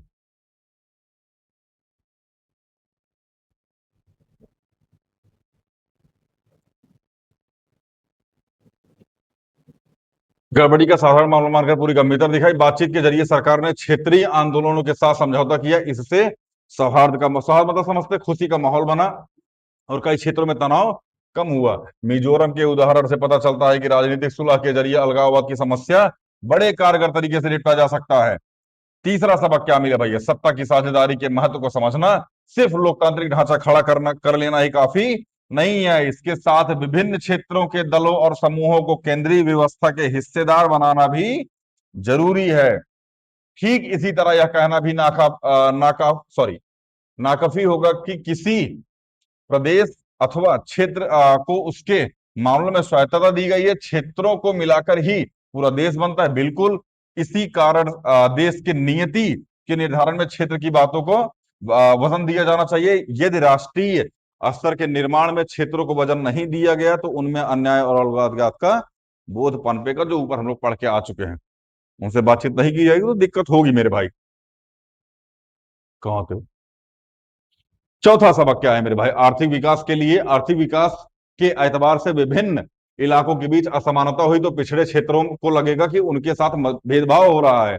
भारत में आर्थिक विकास प्रक्रिया का एक तथ्य क्षेत्रीय असंतुलन भी है। ऐसे में स्वाभाविक है कि पिछड़े प्रदेशों अथवा कुछ प्रदेशों के पिछड़े इलाकों को लगे कि उनके पिछड़ेपन को प्राथमिकता के आधार पर दूर किया जाना चाहिए। वे यह भी कह सकते हैं कि भारत सरकार ने जो नीतियां अपनाई हैं उसके उसी के परिणाम स्वरूप क्षेत्रीय असंतुलन पैदा हुआ है। ये भी ये बात बोल सकते हैं कि भारत सरकार ने जो नीतियां अपनाई है ना, उसी के परिणाम स्वरूप क्षेत्रीय असंतुलन पैदा हुआ है। अगर कुछ राज्य गरीब रहे और बाकी तेजी से प्रगति करे तो क्षेत्रीय असंतुलन पैदा हो सकता है, जैसे बिहार और गुजरात। बिहार बहुत पीछे जा रहा है और गुजरात जैसे राज्य बहुत डेवलपमेंट कर रहे हैं, ठीक है ना? अगर आप इसका नकारात्मक प्रभाव लीजिए तो आप ये बोल सकते हैं कि गुजरात से निकले हुए वहां के प्रधानमंत्री हैं, इसलिए वो एरिया ज्यादा डेवलप कर रहा है। अभी मैं कल की बात बताऊं मैं, ठीक है ना? इंस्टीट्यूट में 3-4 बच्चे पढ़ते हैं, पेरेंट्स हैं उनके, ठीक है ना? आपको पता है वो गुजरात जा रहे हैं, वो बिहार के रहने वाले हैं, बिहार के बेगूसराय के आसपास के हैं, ठीक है ना? वो गुजरात शिफ्ट हो रहे हैं। रीजन जानते हैं आप क्या है मेरे भाई? पहले वो बिहार से दिल्ली आए, उनको लगा कि यार बिहार से दिल्ली चलते हैं क्योंकि बिहार में उस तरीके का रोजगार नहीं है। अच्छा, बिहार से दिल्ली आए ना तो उनको रोजगार मिला। रोजगार मिले तो पैसा मिला। पहली चीज, महिलाओं को बाहर निकलने की आजादी मिली। बिहार में महिलाओं बाहर निकल के बहुत ज्यादा काम नहीं है उनके पास करने के लिए। ठीक है, तो वो बाहर निकली। जब वो बाहर निकली तो वो दिल्ली आई। दिल्ली आई तो उन्होंने जॉब की। अच्छा, जॉब करने के बाद पैसा तो मिला, ऐसी बात नहीं है, ठीक है ना, लेकिन पैसा इतना कम मिला ना कि उनकी जरूरतें ही पूरी नहीं हो रही हैं। अब इस बात को समझने का प्रयास करना चाहिए कि जैसे जैसे आप पैसे के पीछे भागेंगे, वहां की महंगाई, वहां का किराया, वहां का खर्चा, वहां का देखभाल, सब कुछ वैसा ही बढ़ता रहेगा। उनको लगा कि दिल्ली आने के बाद चीजें, परिस्थितियां सुधर जाएंगी। अभी किसी कारणवश उनके घर में घटना हो गई, जिसके कारणवश अब उनको यहां से पलायन करना पड़ रहा है। अब वो गुजरात जा रहे हैं। पता है कितनी तनख्वाह है मेरे भाई? 18,000 रुपये। 18,000 रुपये के लिए सामने वाला बिहार से पलायन करके दिल्ली आया था, दिल्ली से गुजरात जा रहा है। अगर एक ऐसी फैक्ट्री जो गुजरात चल रही है, अगर वो बिहार में लग जाती, तो क्या बिहार के लोगों को रोजगार नहीं मिलता? एक ऐसी फैक्ट्री जो दिल्ली में चल रही है, अगर वो बिहार में लगती तो क्या बिहार के लोगों को रोजगार नहीं मिलता? मिलता मेरे भाई। समझ में आ रहा है ना? लेकिन अब राजनीतिक चीजें हैं, ठीक है ना। अब इसमें कोई मांग उठाए, जैसे जैसे कि स्वायत्तता की मांग उठाई है, इस तरीके से उसकी भी मांग उठे तो लोग काम भी करें उसके ऊपर। ना कोई बोलने वाला, ना कोई कुछ कहने वाला। 10,000 रुपये लेके वोट देंगे, झुंझुना बजाएंगे। बजाओ झुंझुना मेरे भाई। समझ में आ रहा है ना आपको? पता है भारतीय समाज में सबसे दिक्कत क्या है? 18 साल तक ना मेरे भाई, ये अपने बच्चे को कुछ नहीं करने देते, कुछ करने ही नहीं देते 18 साल तक। हमारा बाबू 18 साल नहीं हुए, हमारा बाबू 18 साल नहीं हुए, हमारा बाबू भाई 18 साल नहीं हुए, ये कुछ नहीं करेंगे। 18 साल बाद जैसे 18 साल का पूरा होगा ना, 19वें साल इतनी जिम्मेदारी उसके ऊपर थोप देंगे कि लगेगा पता नहीं क्या ही कर लिया उसने 18 साल पूरा होने थे। मतलब बच्चा क्लास 12 पास कर रहा है, क्लास 12 पास करने के बाद अगर वो 4 बच्चों को मिलकर पढ़ा भी रहा है, कुछ भी कर रहा है, वो रिश्तेदार, गली के लोग, उनके खुद के लोग सब मजाक उड़ाएंगे। अरे देख रहे हो भाई, ये अब भाई 16 साल का लड़का है, बताओ काम पर लगा दिया। अरे काम पर लगा, मर जाएगा 2 घंटा काम करेगा तो? 2 घंटा काम करेगा तो मर नहीं जाएगा? 2 घंटा नहीं काम करेगा, दिन में गली में गेड़ी मारेगा। समझ में आ रहा है ना? 2 घंटा काम करने से आज तक किसी का लड़का मरा नहीं है। 10 घंटा काम करने से किसी का लड़का मरा नहीं है। अगर 18 घंटा 19 घंटा पढ़ने से किसी की मृत्यु हो रही होती तो आज शायद कई बार मर चुके होते, कई बार मर चुके होते अब तक, अगर 18 19 घंटा पढ़ने से किसी की मृत्यु हो रही होती तो। समझ में आ रहा है ना? 2 घंटा 4 घंटा काम करने से किसी का कोई बहुत ज्यादा वो नहीं हो जाएगा कि नहीं लड़का है वो ये हो जाएगा, वो कुछ नहीं होगा। समझ में आ रहा है कि नहीं आ रहा है? 18 साल तक उसके ऊपर जिम्मेदारियां ना थोप करके आप उसको 20 21 साल 22 साल का टाइम दीजिए, फिर उसकी जरूरतें पूरी कीजिए फिर। समझ में आ रहा है? ये अजीब सा कॉन्सेप्ट है मेरे भाई। समझ में आ रहा है ना? और 16 17 साल 18 साल 19 साल 20 साल 21 साल का लड़का किसी की बात भी नहीं सुनता, अपने हिसाब से अपनी जिंदगी बनाने में लगा होता है। 22 साल बाद घर वाले को झोली में आके बैठता है, घर वाले रोटी खिलाते, चांद से चौड़ी आके सोता है। अब हमारा से कुछ ना हो तो। ग्रेजुएशन पास हो चुके हैं, 3 साल गंवा चुके हैं, कुछ नहीं बचा पाने के लिए। ठीक है ना? सबके लिए नहीं है, ये कुछ बच्चों के लिए है। ठीक है ना? तो इस चीज का आप सभी ध्यान रखें कि अगर कोई बच्चा पढ़ाना चाहता है या वो कहीं कुछ कर रहा है तो प्लीज उसको करने दें। आपसे निवेदन है, करने दें। ठीक है ना? 11 12 में नंबर नहीं आ रहे हैं, 10th में नंबर नहीं आ रहा, बाढ़ में जाए यार। समझ में आ रहा? हमारा नहीं आया था, बाकियों का भी नहीं, लेकिन इन्फॉर्मेशन है उनके पास। इन्फॉर्मेशन जरूरी है, स्किल जरूरी है। परसेंट वो लेके चाटेंगे उसको? अब 90% लेके बैठे हुए 90 90% लोग चाट रहे हैं, वहां नीट वाले देख लो। ठीक है ना? गवर्नमेंट को सुधारने का प्रयास करो, सिस्टम को सुधारने का प्रयास करो। लड़के के 90% फोकस मत करो। पढ़ा दिए लड़का, खूब पढ़ा दिए। 90 90 99 नंबर। सीबीएसई तो 20% एक्स्ट्रा देती है मेरे भाई, बात ठीक खत्म करो। तुम्हारे 74 नंबर आए हैं, ओ माँ बाबू, माँ बाबू, 90 नंबर बाबू, नब ले जाओ। 35% लड़का 55% देख रहा। माहौल बनना चाहिए मार्केट में भाई का। समझ में आ रहा है ना? खैर, ठीक है ना, इन चीजों को समझना चाहिए। ठीक है ना? कुछ क्षेत्र बाहर जा रहा, अब जैसे अभी यहीं पढ़ रहे थे हम लोग, ठीक है ना, कहाँ चला गया? कहाँ गया हो? तो क्षेत्रीय असंतुलन पैदा हो गया। अगर कुछ राज्य गरीब रहे और बाकी तेजी से प्रगति करे तो क्षेत्रीय असंतुलन पैदा हो जाएगा, पैदा ही हो रहा है। साथ ही अप्रांतीय राज्य अप्रांतीय अथवा अंतर क्षेत्रीय प्रवास में और भी बढ़ोतरी हो जाएगी। ठीक है, सबसे आखिरी आइए, सबसे आखिरी बात यह है कि इन मसलों से हमें अपने संविधान निर्माताओं की दूरदृष्टि का पता चलता है। ये विभिन्नताओं को लेकर अत्यंत सजग थे, उनको पता था कि दिक्कत आएगी इसमें। हमारे संविधान के प्रावधान इस बात के साक्ष्य हैं। भारत में जो भी संघीय प्रणाली अपनाई गई वह बहुत ही लचीली है। अगर अधिकतर राज्यों के अधिकार समान है, तो जम्मू कश्मीर और पूर्वोत्तर राज्यों, कुछ राज्यों के लिए विशेष प्रावधान भी किए गए हैं। हाँ भैया, अगर सभी राज्यों को कुछ कुछ मतलब सभी राज्य समान है, तो जिनके पास दिक्कतें हैं उनको कुछ विशेष दर्जा भी दिया गया। वो पूर्वोत्तर के राज्य भी हैं, जम्मू और कश्मीर भी है, पढ़ के आए ऊपर हम लोग। ठीक है ना। हालांकि जम्मू कश्मीर के लिए विशेष प्रावधानों वाले अनुच्छेद 370 को अगस्त 2019 में निरस्त कर दिए गए। संविधान की छठी अनुसूची में विभिन्न जनजातियों को अपने आचार व्यवहार और पारंपरिक नियमों को संरक्षित करने की पूर्ण स्वायत्तता दी गई है। मतलब जनजातियों को कुछ विशेष प्रावधान दिए गए हैं इसमें। पूर्वोत्तर की कुछ जटिल राजनीतिक समस्याओं को सुलझाने के लिए ये प्रावधान बड़े निर्णायक साबित हुए हैं। आगे उसका भैया, भारत का संवैधानिक ढांचा ज्यादा लचीला और सर्वसमावेशी है। जिस तरह की चुनौतियां भारत में पेश आई, वैसी कुछ दूसरे देशों में भी आई, लेकिन भारत का संवैधानिक ढांचा अन्य देशों के मुकाबले भारत को विशिष्ट बनाता है। क्षेत्रीय आकांक्षाओं को यहाँ अलगाववाद की राह पर जाने का मौका नहीं मिला। भारत की राजनीति ने यह स्वीकार किया कि क्षेत्रीय लोकतांत्रिक राजनीति का अभिन्न अंग है। आगे चलो,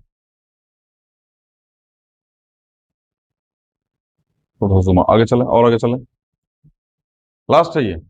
एक बार सिक्किम वाला दिखाइए, सिक्किम वाला पढ़ ले, फिर गोवा वाले पे आए। पहले सिक्किम वाला मुद्दा थोड़ा समझा दें। आइए सिक्किम के बारे में समझते हैं भैया। सिक्किम का विलय कैसे हुआ, ठीक है ना।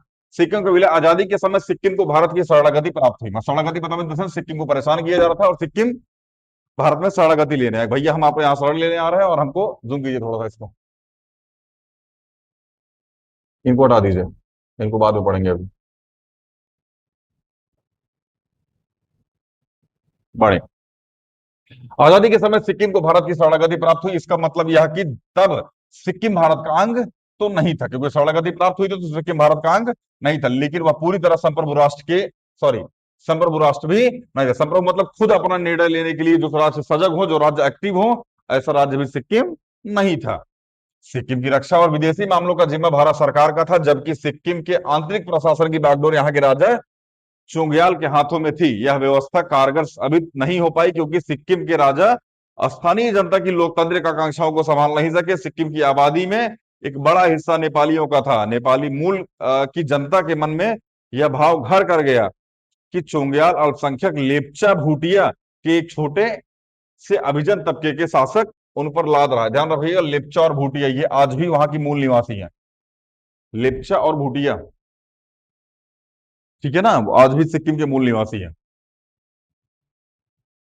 हाँ, शासन लाद रहा है। चोंग्याल विरोधी दोनों समुदायों के नेताओं ने भारत सरकार की मदद मांगी और भारत सरकार का समर्थन हासिल किया। सिक्किम विधानसभा के लिए पहला लोकतांत्रिक चुनाव 1974 में हुआ। इससे सिक्किम कांग्रेस को भारी विजय मिली। यह पार्टी सिक्किम को भारत के साथ जोड़ने के पक्ष में थी। सिक्किम विधानसभा ने पहले भारत के सह प्रांत बनने की, सह प्रांत मतलब इन द सेंस कि हम तुम्हारे साथ आ रहे हैं ट्रायल के लिए, ठीक है ना, सह प्रांत बनने की कोशिश की। और इसके बाद 1975 में 36वां संविधान संशोधन के दौरान अप्रैल में यह प्रस्ताव पारित किया गया। सॉरी, नहीं नहीं नहीं नहीं, हाँ ठीक तो है यार। इसके बाद 1975 में अप्रैल में प्रस्ताव पारित किया गया। इस प्रस्ताव में भारत के साथ सिक्किम के पूर्ण विलय की बात कही गई। 36वां संविधान संशोधन इस प्रस्ताव के तुरंत बाद सिक्किम में जनमत संग्रह कराया गया और जनमत संग्रह से में जनता ने विधानसभा के फैसले पर अपने मुहर लगाई। भारत सरकार ने सिक्किम को विधानसभा के अनुरोध से तत्काल मान लिया गया और सिक्किम को 22वां राज्य बना दिया गया। चोंग्याल ने इस फैसले को नहीं माना और उनके समर्थकों ने भारत सरकार पर साजिश रचने का तथा बल प्रयोग करने का आरोप लगाया। बहरहाल भारत संघ में शामिल होने सिक्किम के विलय को स्थानीय जनता का समर्थन हासिल था। इस कारण यह मामला सिक्किम की राजनीति में कोई विशेष भेदकारी मुद्दा नहीं बन पाया। मतलब सिक्किम में जो गवर्नमेंट अवेलेबल थी, एक तो वो, दूसरी चीज सिक्किम में जो लोग थे वो भी चाहते थे कि लोग हम लोग भारत में मिले, इसलिए बहुत ज्यादा दिक्कत नहीं है इनको मिलाने में। आगे चलिए, पुर्तगाली वाला मुद्दा पढ़ते हैं। पुर्तगाल, पुर्तगाल।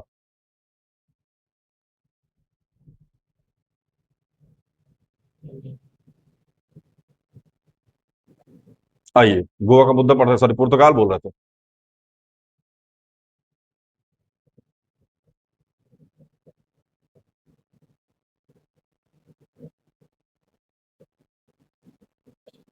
चलिए, गोवा की मुक्ति। हालांकि 1947 में भारत ने अंग्रेजों का साम्राज्य का खात्मा हो गया था, लेकिन पुर्तगाल ने गोवा, दमन और दीव से अपना शासन हटाने से इनकार कर दिया था। यह क्षेत्र 16वीं सदी से औपनिवेशिक शासन में, औपनिवेश मतलब होता है कि जिसके ऊपर उसका शासक चल रहा हो, ठीक है ना, औपनिवेशिक शासन में था। अपने लंबे शासनकाल में पुर्तगाल ने गोवा की जनता का दमन किया। उसने यहाँ के लोगों के, नागरिकों के अधिकारों से वंचित रखा गया। बालाश्रम धर्म परिवर्तन कराया गया, सॉरी बालात धर्म परिवर्तन का मतलब जबरदस्ती धर्म परिवर्तन कराया गया, ठीक है ना, उनके नागरिकों को उनके अधिकार से वंचित रखा गया। आजादी के बाद भारत सरकार ने बड़े धैर्यपूर्वक पुर्तगाल को गोवा से अपना शासन हटाने के लिए रजामंद करने की कोशिश की। हाँ, भारत सरकार ने कहा कि भैया देखो, प्यार से मान जाओ, नहीं प्यार से मानोगे तो फिर माहौल बनाएंगे। गोवा में आजादी के लिए एक मजबूत जन आंदोलन चलाया गया। इस आंदोलन को महाराष्ट्र के समाजवादी सत्याग्रहियों के बल का प्रदान किया गया। आखिरकार दिसंबर 1961 में भारत सरकार ने गोवा में अपनी सेना भेज दी। 2 दिन तक कार्रवाई के बाद भारतीय सेना ने गोवा को मुक्त करा लिया। गोवा, दमन और दीव संघ शासित प्रदेश बने। जल्द ही एक और समस्या उठ खड़ी हुई। महाराष्ट्रवादी गोमांतक पार्टी के नेतृत्व में एक तबके की मांग रखी गई, गोवा को महाराष्ट्र में मिला दिया जाए, क्योंकि यह मराठी भाषी क्षेत्र है। बहरहाल बहुत से गोवावासी गोवानी पहचान और संस्कृति की स्वतंत्र अहमियत बनाए रखना चाहते थे। कोंकणी भाषा के लिए भी इनके मन में आग्रह था। इस तबके का नेतृत्व यूनाइटेड गोवन पार्टी, यूजीपी ने किया। 1967 के जनवरी में केंद्र सरकार ने गोवा में एक विशेष जन्म सर्वेक्षण हासिल कराया। इसमें गोवा के लोगों से पूछा गया कि आप लोग महाराष्ट्र में शामिल होना चाहते हैं अथवा बगल में अलग बने रहना चाहते हैं। तो इस मसले पर सरकार ने जनता की इच्छा जानने के लिए जनमत संग्रह जैसी प्रक्रिया अपनाई थी। अधिकतर लोगों ने महाराष्ट्र से अलग रहने के पक्ष में मत डाला था। इस तरह गोवा संशासित प्रदेश बना। अंततः 1987 में गोवा भारत का संघ राज्य बन गया। चैप्टर खत्म, ठीक है ना। अब इस चैप्टर को ठीक से पढ़ लीजिएगा, ध्यान से पढ़ लीजिएगा, इसके क्वेश्चन आंसर कर लीजिएगा, और जो भी डाउट है कमेंट कर दीजिएगा। आपका कमेंट का डाउट हम अगले सेक्शन, मतलब अगले लेक्चर में ले लेंगे, ठीक है ना। मिलते हैं अगली वीडियो में। जय हिंद।